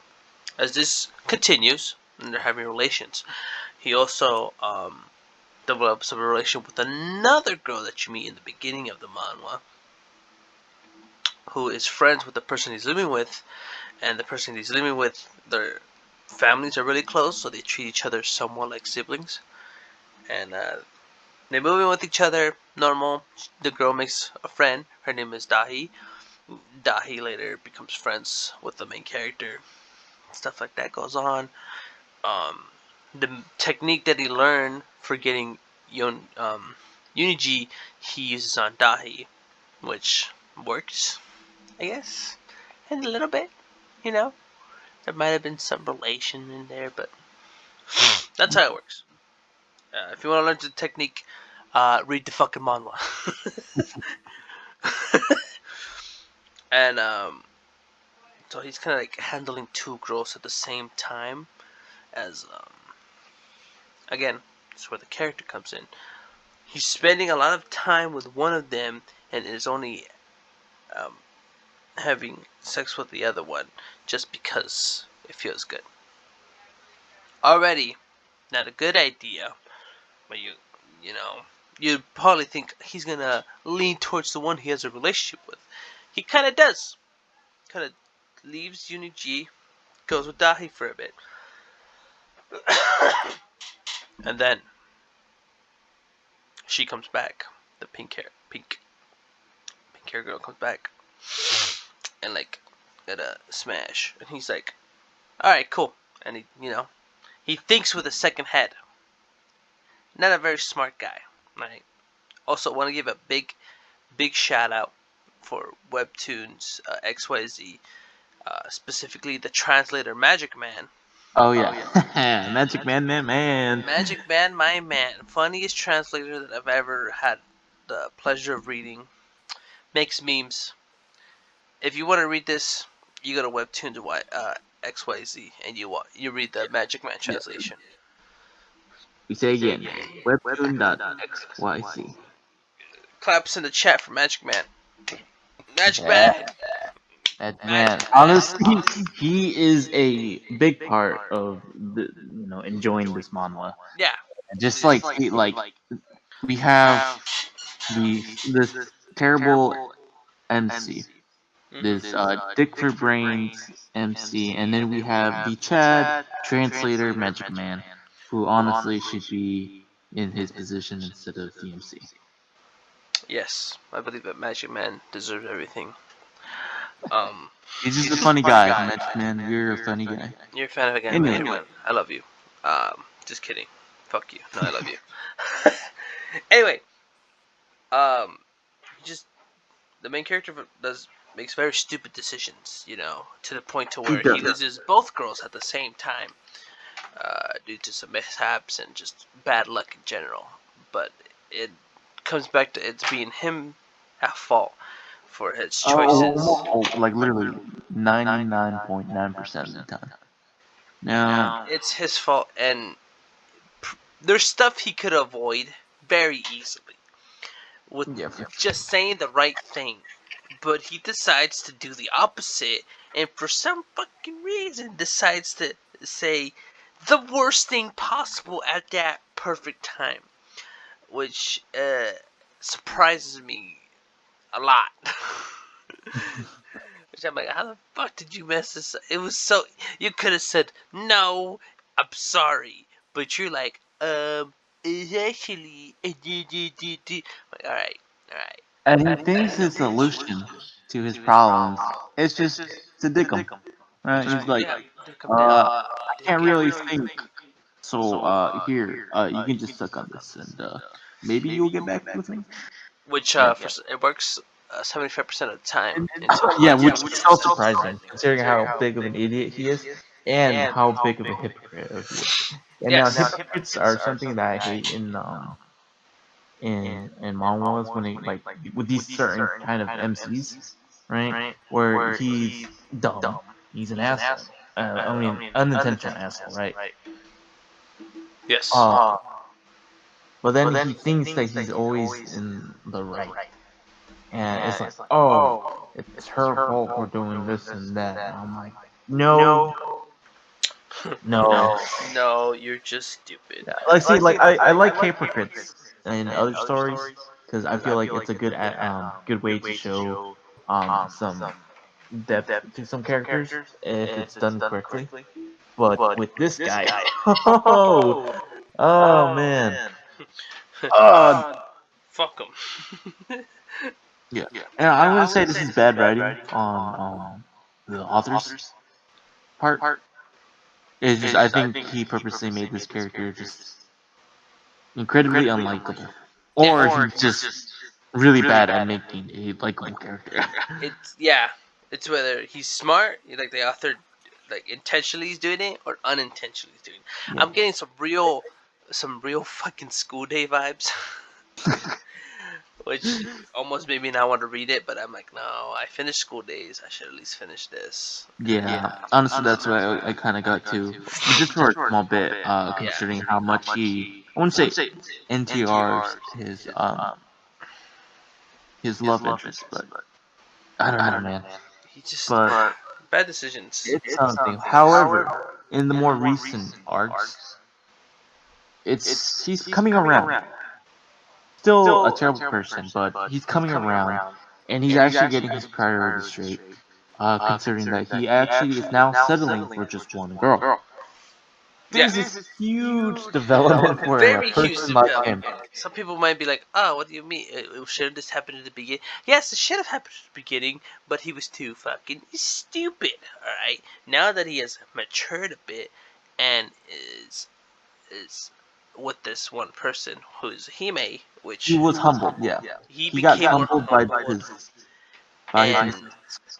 Hime, the main love interest right now, kind of pulled him back, like put him on a leash and kind of controlled him from his what he was doing, because he was kind of out of control, and the girls that he was with would let him do what he wanted. Now that he's actually with Hime, a girl who isn't gonna let that slide, who uh, prevents him to have sex with her days and As one should regulates when that. you're in a relationship As like one that. should, it shouldn't always be about the sex. It should be about the relationship. Oh Which yeah, is yeah. what they're doing. She's really teaching him She's that teaching lesson. him, which he should have known already because he's a fucking college student. But I guess not. And He's just one horny old that's man. He horny old mistakes man. love like an old horny man. That's I saw a comment like that on Yeah. the comment sections. But this guy, he still does have his like issues of just constantly wanting to have sex. Oh my god, on the fucking daily. My Every god, day, every goddamn day. Oh my goddamn! hurts my head Just how take a much. day off. Um, it's just like a monkey, man. He's a monkey. So that's what did it take before? Right now we're at the Hime arc. I'm currently enjoying this Oh yeah, arc a it's lot. getting saucy. I'm getting some saucy, It's and getting now saucy. we're getting the reintroduction of a girl that was in his flashbacks called Sophie. Yeah, Now she's gonna be the real test uh, of his for our faith. main character of his faith to Hime. All right, he has two options at this point. Spoilers if you haven't caught up. Um, big fucking spoilers. um, he has a choice right now: decline her offer or accept her offer. Because one, he could actually get into a real relationship now. A Because right real now, his wholesome relationship with relationship. Hime is not official, No, it's but implied, with not it's official. implied. But with Sophie, it could be official. Now we can see if he's gonna make the right choice and stick with Hime, uh, while making some definite wrong choices, as in getting his wee wee sucked by this girl. Now, considering his character, this is really nothing. If it was someone else, we would automatically go back to the you know, burning him at stake state of hating him. But since it's him, and we know that he's stupid, we let it slide. We let it slide, and we just want him Especially to since he learn. didn't initiate. Yeah, Yeah. he didn't. For the first time ever in this goddamn Manhwa, 103 chapters, he did not initiate the first move. That in itself is an accomplishment. And as the readers right now, we want to have faith in him, but the majority of our mind and our consciousness is telling us, do not have faith in him. He's going to fuck up. Now, And it also, could be where it looks bad, like Hime finds him. No, that's what Sebastian was talking about earlier today when we were discussing the new chapter. It was, what was it? Um, what? what's gonna happen in the next chapter after this? Just if he wants to accept her offer. Yeah, has a offer of being in a relationship with her, which could work out or could it? We might get the Sophie arc next. We don't know until the next goddamn chapter, because Manhwa loves its cliffhangers. And I can't believe the author got so invested in this scumbag's decision of whether or not to be faithful or be even more of a scumbag. And honestly, that amazes me. That That made me. yeah, It's crazy how it makes it interesting, and the girls are really. yeah, because we want him to make the right choice. Because obviously we're not dumb like him, so we want him to We do know it the right right choice.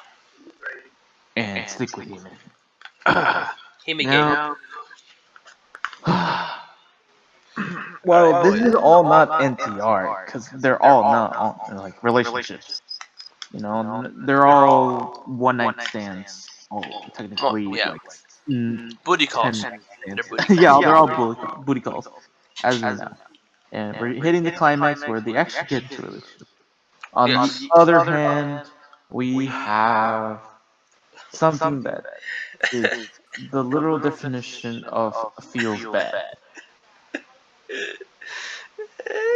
Now, I am pr- pretty much knees deep. So not knees deep. Fucking full underwater deep, full body deep, everything deep I into am the Manhwa. the baby. He's the baby in the Nirvana art cover, where he's in the pool diving. Yeah. Injokir is I'd say ankle deep. And yeah, he's dipping his toes and he's visibly shaken I so am far. visibly going to jump into a cannonball at this point. Not gonna lie. Yeah. So let's talk about Queen Bee. All right, context, people. This is a story I'm gonna tell. Um, it's about one of our close friends. He asked, I don't know what he was watching. I don't know if it was a meme or something.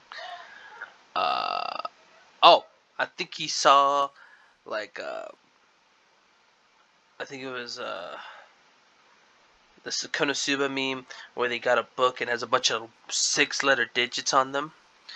And Enrique, which is our buddy, he's gonna be in the podcast. I think episode 4. We'll have him on.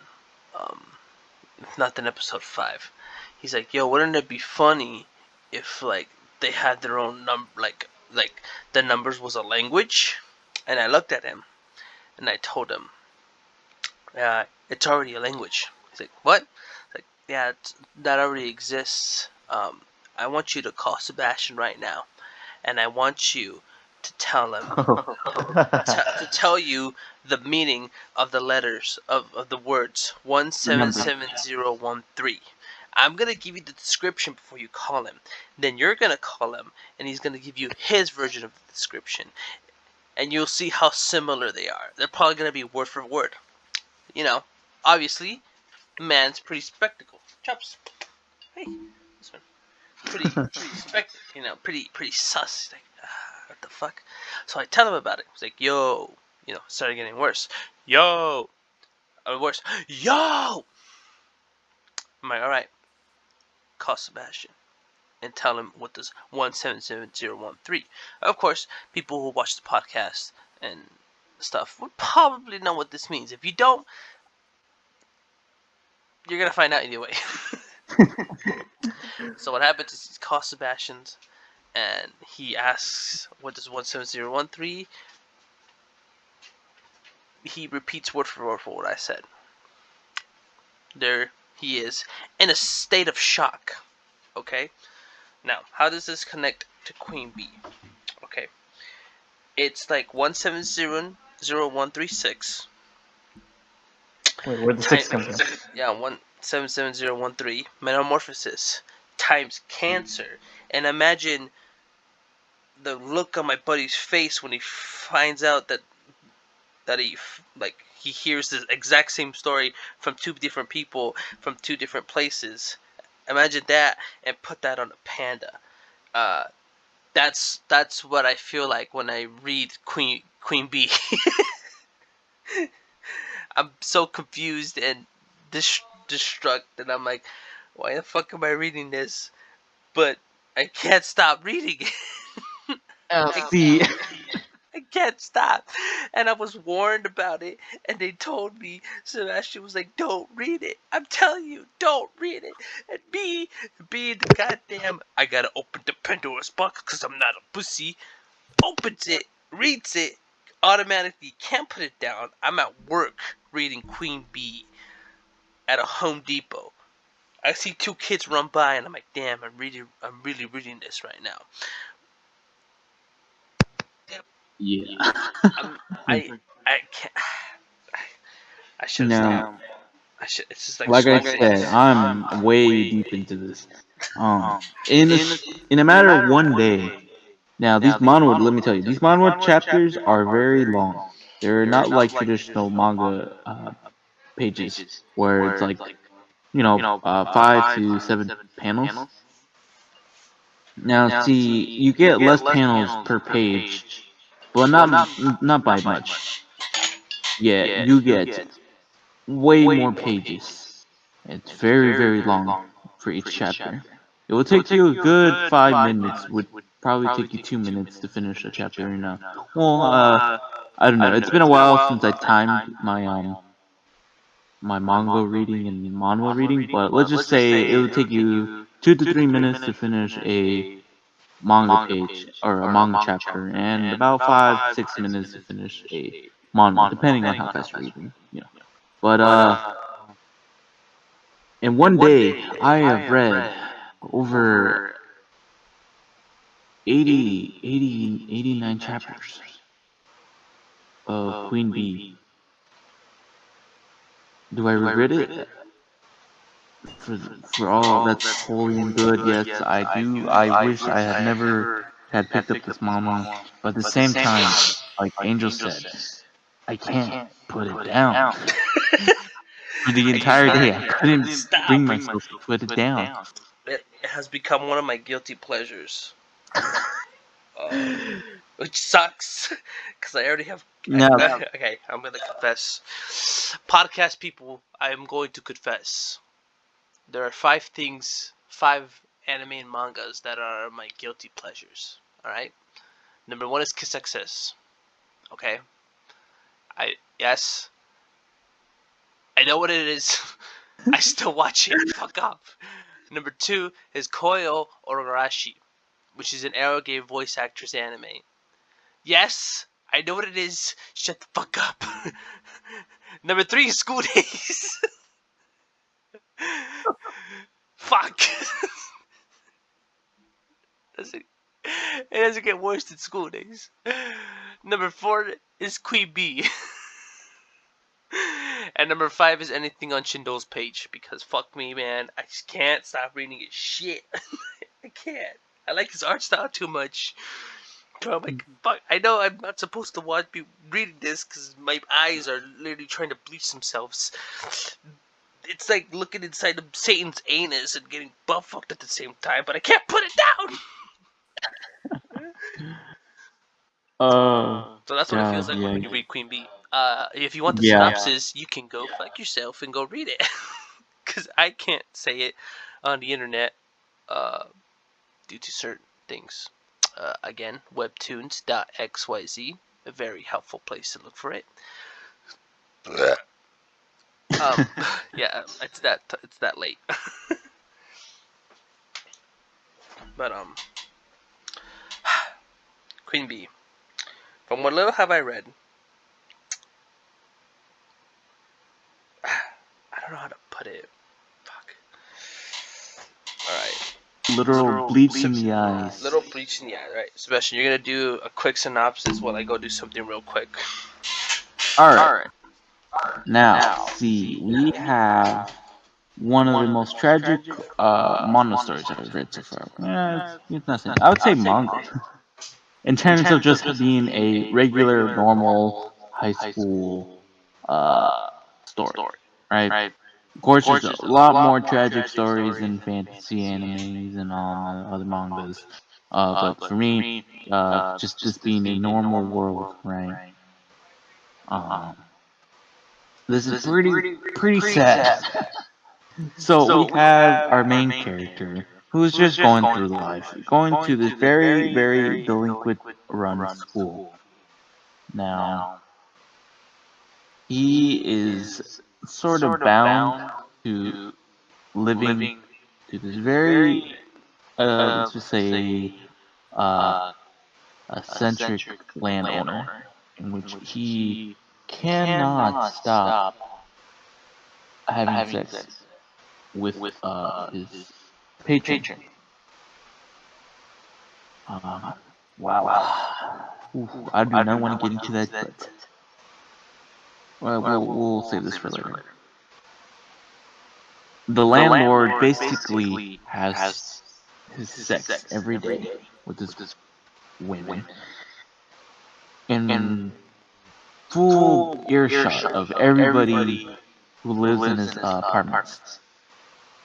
Now, it's kind of described as the situation with Koreans being slaves in Hawaii, or I'm not sure if this is true or not. This is just how it was presented in the manhwa, where there was a story of how one of the slave owners was having open sex, in public, in front of the slaves, just to demean them. Now, here we have the main character living with his parents in this kind of sort of same situation as the Koreans in Hawaii. So it's already looking pretty bad. But not only that, but his landlord's daughter basically treats him like he's her pet. And the only reason why he goes along with it is because the landlord's daughter gives him freebies. Freebies that entice him to follow her in whatever shitty situation she puts him in. Such as getting beat up by the school bullies, right? Which basically everybody at the school. Everybody's pretty shitty there since it's mostly a delinquent school. We have the character Tasu, strongest kid at school. He's the boss of everybody, and he basically just beats on him, just because, why not? We have that situation with the MC living in a sort of shitty situation. Oh, and the fact that his parents can't move out since his father got into a work accident and can't really work. Mother has to carry the family, and the landlord basically kind of owns them since they're in a mountain of debt. But it gets worse from there, and it's just, man. And this is only the first two chapters. The first two chapters of a long, long and terrible journey this character has to go through for, I'd say, 70 more chapters. Now, the reason why I kept reading this is because I had a small slimmer of hope that the MC would actually get some, I guess, revenge against those who just made his life pretty shit. But it doesn't happen. At least not for a very long, long time. Let me just list off a couple of things that happened. No, this is very explicit. 18 plus warning. Alright. Rape. NTR. Attempted murders. Drug usage. More rape. Basically extortion. I would like to say torture, suicide or suicidal actions. God, it is just terrible, and that's just the main dish, right? But you still got the side dishes that you have to get through. God, it's terrible. Now I don't want to get too much without Angel here, so I'll just pause here and wait for it to return. Queen bee. Okay, and we're back. And we're back. Yeah, we're back.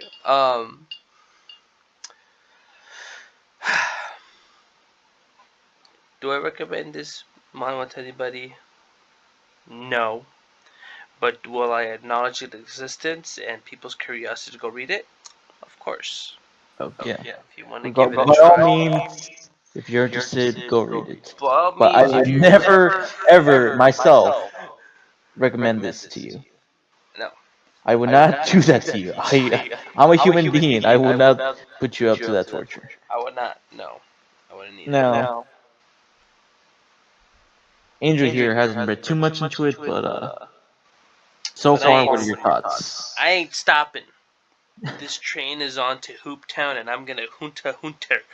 All right, I'm going fucking ham on this beach. I won't stop, and I'm not gonna stop. And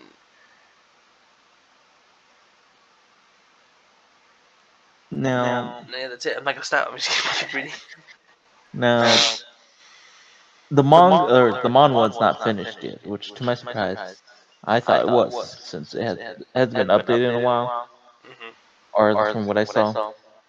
And it's this kind of story where it actually progresses through time, and it just doesn't stay in high school, which is nice to see. It's like a comparison to a popular manga would be Domestic Girlfriend, where they progress through high school and then to college. Uh, yeah, which is nice to see since they were already, I'd guess, I don't know what grade they are in. I think sophomore or second years. Yeah, I think Out of second year's out of three, so they're yeah. almost third years. Anyway, it's just for the longest time though in this story, it's just the MC is just getting L's after L's after L's, and some could say that partially his fault, and I would agree, for being one of the landowner's daughter's pet. There you go. I'll just refer to her as Dolly from now on. From now on, yeah, he just kind of is too subservient, and considering his position in life, can't really afford to be any different because it's gonna probably screw his family over. Which I admire him for that. Other people might not, because it's just letting him, take so much crap from everybody. Yeah. Now, I see a lot of people arguing that the person who causes him the most problem, the landowner, isn't actually at fault, which I can't really agree with at all.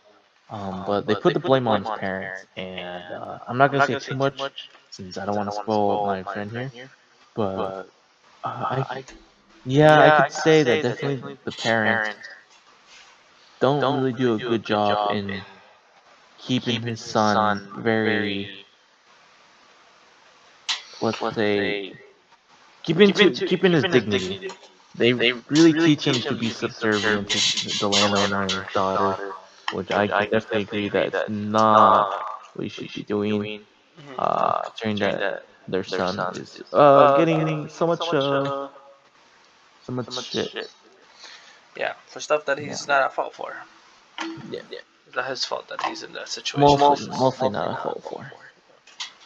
Now the story does spiral out of control, not in a bad way. It gets really saucy, and this is the reason why I keep reading, because it just, when a situation spirals out of control, I just gotta keep following it until it Gotta hits keep going, man. It's until that it explodes. Stockholm syndrome that you get from Domestic Girlfriend, where it's like it's got the shit, but I can't stop reading it because I have Yeah, to yeah, know. you have to know, and you keep reading just to see if this character can finally get his revenge. And I already told my friend here, and it's kind of obvious that he will. Um, It's gonna happen. but it's so satisfying. It's very satisfying. Probably as big as a payoff as you get from reading the slow burn that is Tower of God, Yeah. right? But it's just one big climactic event that spans for quite a bit, and just get ready for that, Angel. It's gonna be quite a ride when you I get there. can't wait to fuck him up. Yeah, that's. But it's just very awful that It's a you hard have to story to slog. read, Yeah, it's a hard story to read but because you just have to slog through all this. like I said, the NTR, the drugs, the bullying. Again, The, it's like Metamorphosis, it's where like Metamorphosis, but if they extended the story if by a Metamorphosis got hundredfold season 2 and 3 and 4 and 4, that's and how 5, and it just keeps going and going. it doesn't stop. It's an infinite loop. But But um, yeah. you got anything else to say about Yeah, I have nothing else to say about Queen Bee. That's it. That's about everything I want to talk about Queen Bee. I do gotta say the art style, Art style's pretty good. 9, 10, 10 out of 9, That's the 9, thing 10 about out of 10. Manhwa. I really like their art style. Yeah, Manhwa has a really okay, so not gonna lie, they all kind of do have like sort of the same art style, but just like the little differential or the Yeah, differences. Goddamn, I can't speak. The differences. differences to the art styles kind of set apart from each other, Yeah, which is you can right. tell the Manhwa different Yeah, art style. and they do a good job at just like making. Not gonna lie, if you're reading for the saucy ones, they do a good job at making the females very very saucy. Very saucy. Yeah. Peak performance Well, females. it's also the enjoyment of like having a Oh yeah. um colored page, which kind of adds a little bit to the enjoyment. Um, I have nothing against black and white mangas or manhwas or anything of that, but I feel like the color does really like kind of help. Yeah. Though it does kind of fit for manhwas. I've seen some colored mangas, and I don't know if it's just because they might have been fan colored, right, when they're not official colors, and it's just like somebody randomly doing it for the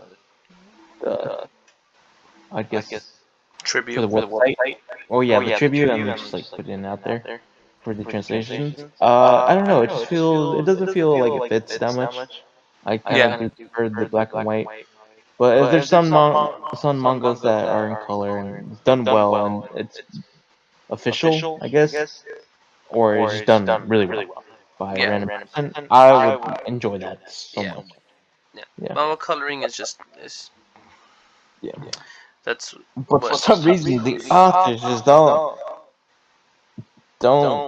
hold back on either the MC to always yeah, dick for brain MCs or just god terrible situations that they have to deal deal They with. deal with, which is Yeah, very entertaining to read. Not gonna lie, yeah. that's the beauty of manhwa. However, I do think that these manga art authors only know like 3 different hairstyles for each Oh yeah, MC. It's the I wouldn't say spiked up, but like pushed up hairstyle, the down but not out hairstyle, and the what's the third one? I think I know it. And sort of just the tussled, yeah, kind of casual, got out of bed hair. yeah. And that hairstyle or those hairstyles are used in almost every MC we see. That's it. That's all you get. Yeah, You only get 3 anymore, and you're breaking norms, man. breaking norms, kind of like the isekai MCs of mangas. Yeah. Break. It's like if his hair is not brown or black and it doesn't cover his eyes, uh, oh wait, that's that's the Shmentai stuff, but kind of does apply to Shmentai. isekai as well. Yeah. But anyway, Fuck. yeah, that's We would go into talking about Shmentai, but we can't on that, YouTube. yeah, we If can we ever maybe get a special. Patreon, probably then. Uh, Yeah, that'd be a special episode. that'd be for those special people who really want to hear our inputs on it. We just can't do it on YouTube because we'll get striked, and I like my YouTube, so please no. YouTube. Anyway, do you got anything else to say about manhwas? I have something, but I want to hear your. No, pretty much that's about it. I Yeah, just recommend more people reading them if you want the yeah. good sauce. good. Yeah, the good. It's a good sauce read, but if you're in there for the good feels, stay away from at Stay least the away from manhwa Manhwa. we've been discussing for the past hour. Yeah, Tower of God, I do recommend for people who enjoy slow burns, and I guess you would recommend God of High School, right? If you enjoy Yeah, the action. I recommend God of High School. That would be a good. That's a good read. Yeah. I haven't read that many manhwas like that. I heard Solo Leveling is really great, and I do want to Oh get yeah. into that.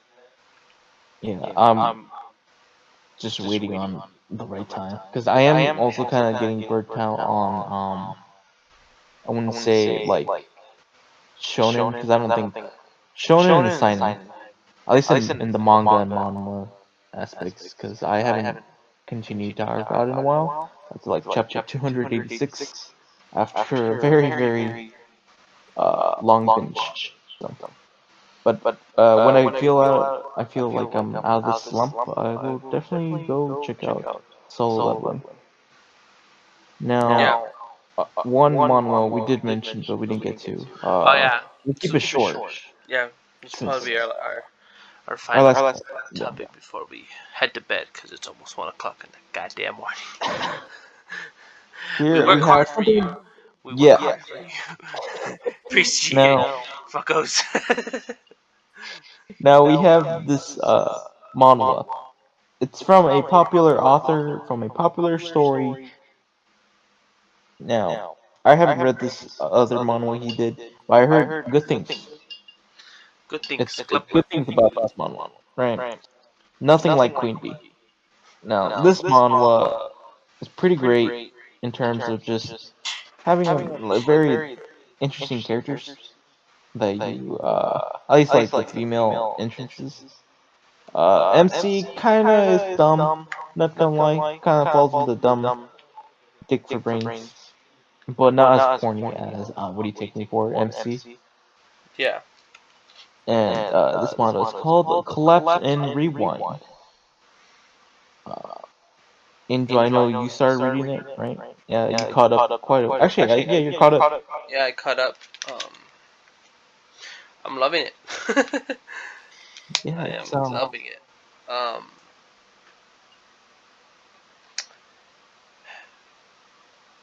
we can. I'll give a short summary. Basically, Yeah. MC wants to start streaming, but it's kind of boring. Viewers can't lie. They kind of raise him on that, and we can also see from what he does in the streams that yeah, he isn't very fun to watch. Mostly just drinks and complains. But his life was turned upside down when he goes and tries to look for a studio to have his streams on, right? And he meets what was it, a real estate agent, right? Yes. Miss Yeah, Sophie. Miss Sophie. Different Sophie from What Do You Take Me For? Yes, very Miss Sophie. different Sophie. Don't touch it. And through a series of typical Japanese and Korean logic, uh, some boobs were fondled, and the studio that she tries to sell him kind of goes to shit, breaks apart, collapses.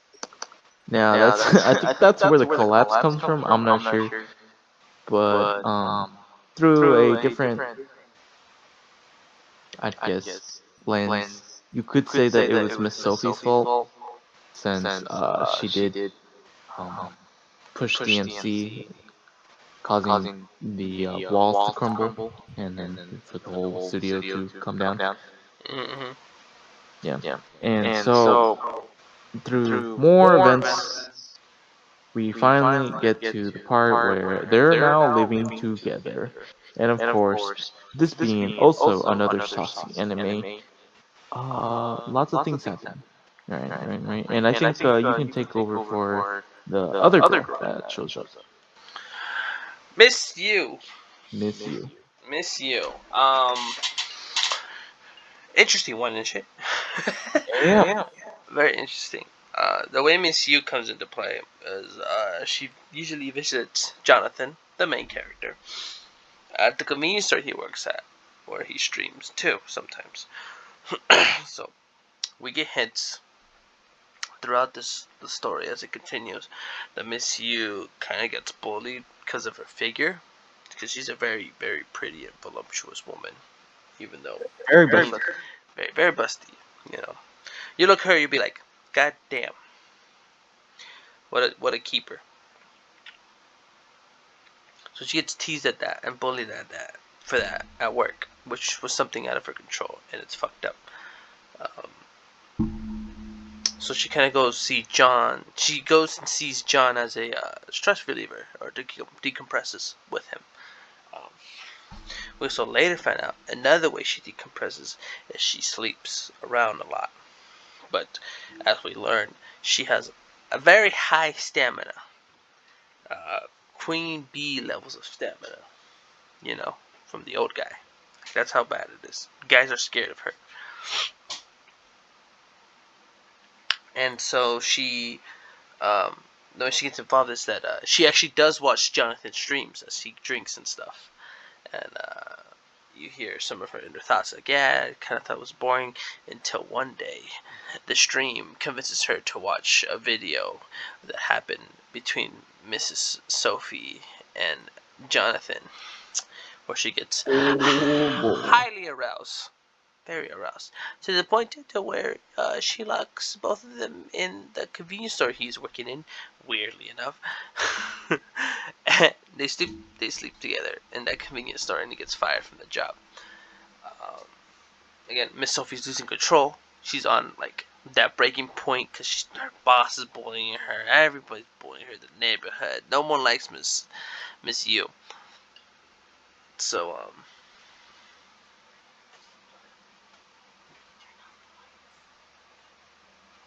and she she fucking she You pulled say a say that. she pulled a what was I gonna say, a She MC. she fucked MC. Let's do that. No, not that.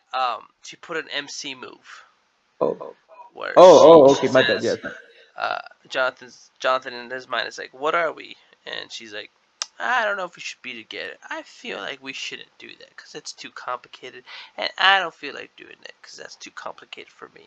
You know, kind of being kind of a dick. Like you don't have to fucking say it like that. You could be like, "I don't know what we are, but we should. I don't know if we're in a relationship or not." She went ham. She was like, "Nah, we're nothing at all. We just know each other and we sleep around with each other, and that's about it." And Jonathan over there like, "Aw." Kind of sad. You can't feel bad for him because you're like, God damn, Miss Yu, these fucking harsh words. Um, so all that happens, you know, the two girls finally meet. They go head on head. Who's best girl? Voluptuous Miss Yu or Mrs. Sophie? At first, Miss Yu was winning because Jonathan slept with her, but then Miss Sophie's cuteness and overall naiveness um, comes into play, and really turns the tables. Because I was like, oh yeah, fuck yeah, Miss Yu. I follow her all the way. And then Sophie got her little arc, and I'm like, I might change my mind about Chief. um,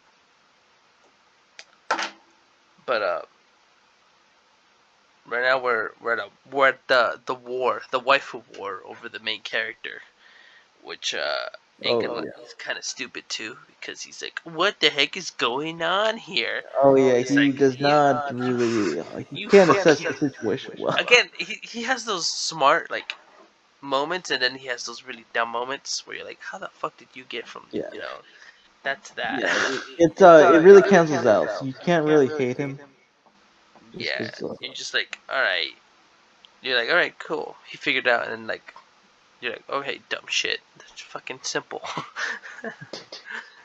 And yeah, it's supposed to collapse and rewind. Art styles, I like the art style a lot. Art style's great. Yeah. Art style's great. I really I enjoy the art give it. style for Art style's this, great and for this one. from the author's previous manhwa, I heard that it's an improvement, but like it's basically the same.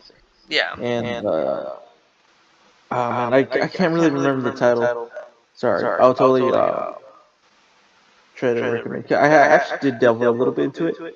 Mm-hmm. I just can't remember the name. And but what I do remember from reading it, it was pretty good. Yeah.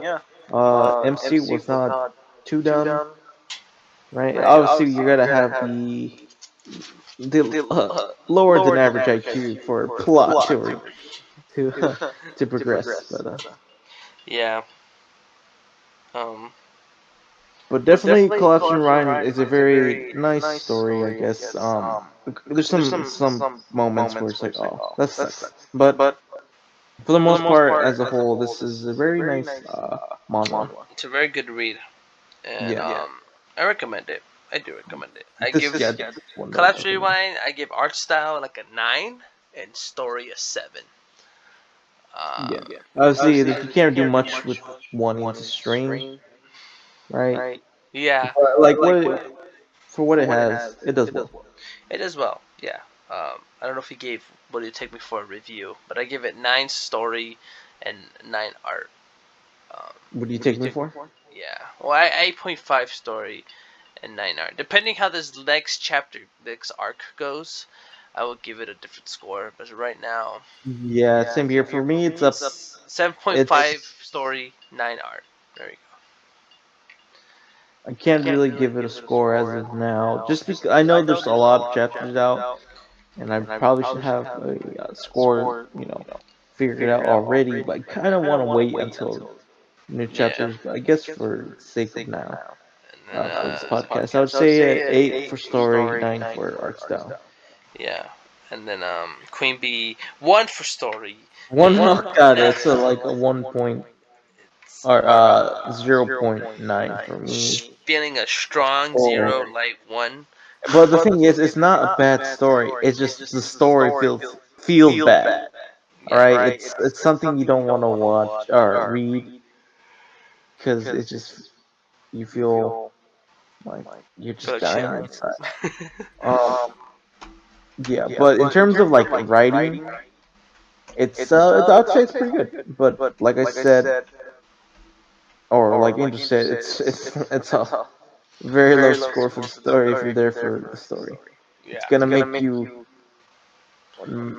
probably drop it if you're not really into the The manhwas. Not manhwas into really. the NTR type of stuff. You're If not. you're If you're. gonna get frustrated by the actions of the MC and what happens to him, be prepared to be angry more because Angry as it's hell. gonna happen for a very very long time.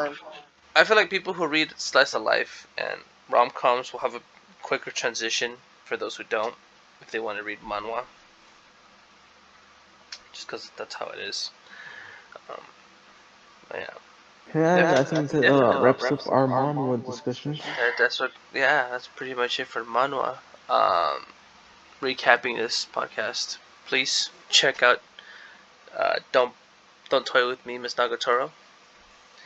Oh, Again, the author is a doujinshi artist, so he draws his females very well, proportions very well, and at least in his at least in Nagatoro.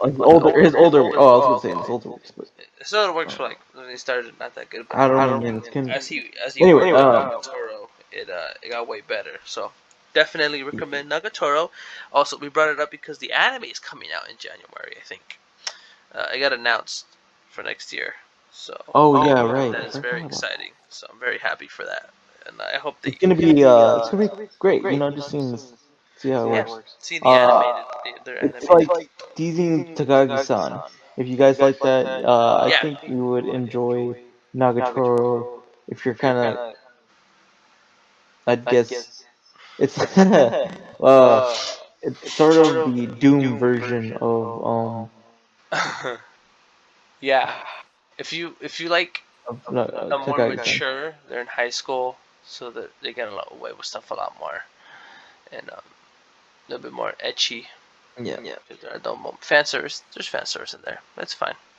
It's not that type of fan service that kind of um, takes it away, kind of adds to it, which I Oh, really like. That's my favorite. but That's for another episode. yeah, that's for the shonen. but definitely check out Nagatoro. If you ever read the Kage manga, please check out the Kage manga. Oh, I honestly I would probably recommend the Kaguya way more than Yeah, Nagatoro. yeah. Kage and then Komi. Nagatoro, If you just want something on the Kaguya, side to read. and Komi. Those three, the big three. The big I would three. say, at least for my list, big three. Yeah, you guys definitely should check that out. They're good.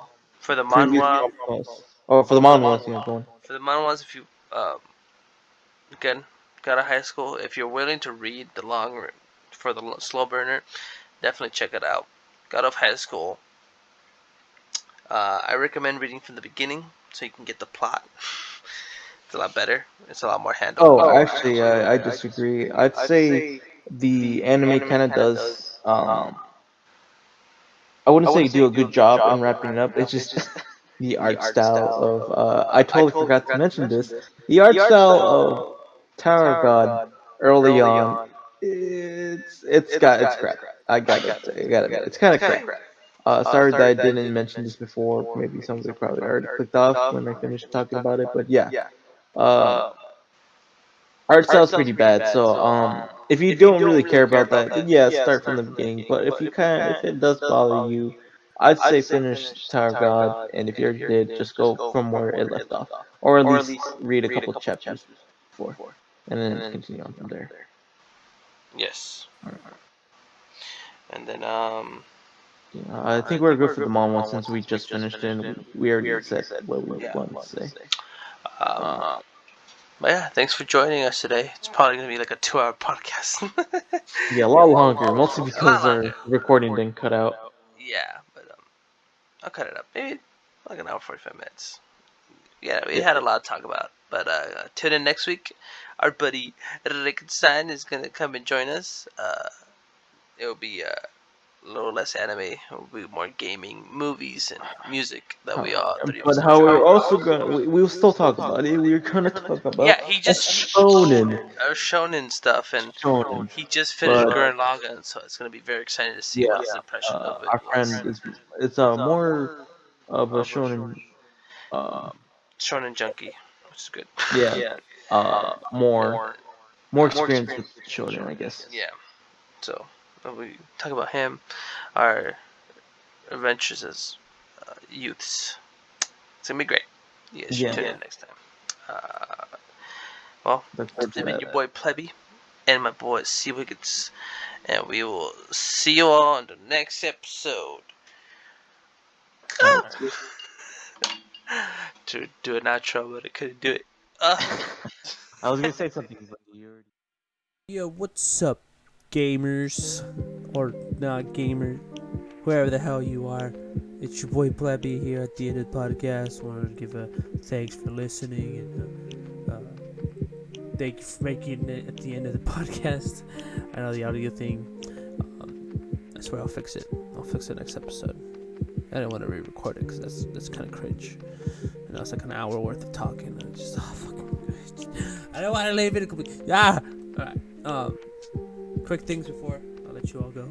I just wanted to give a quick and well-deserved shout out to the Mrs.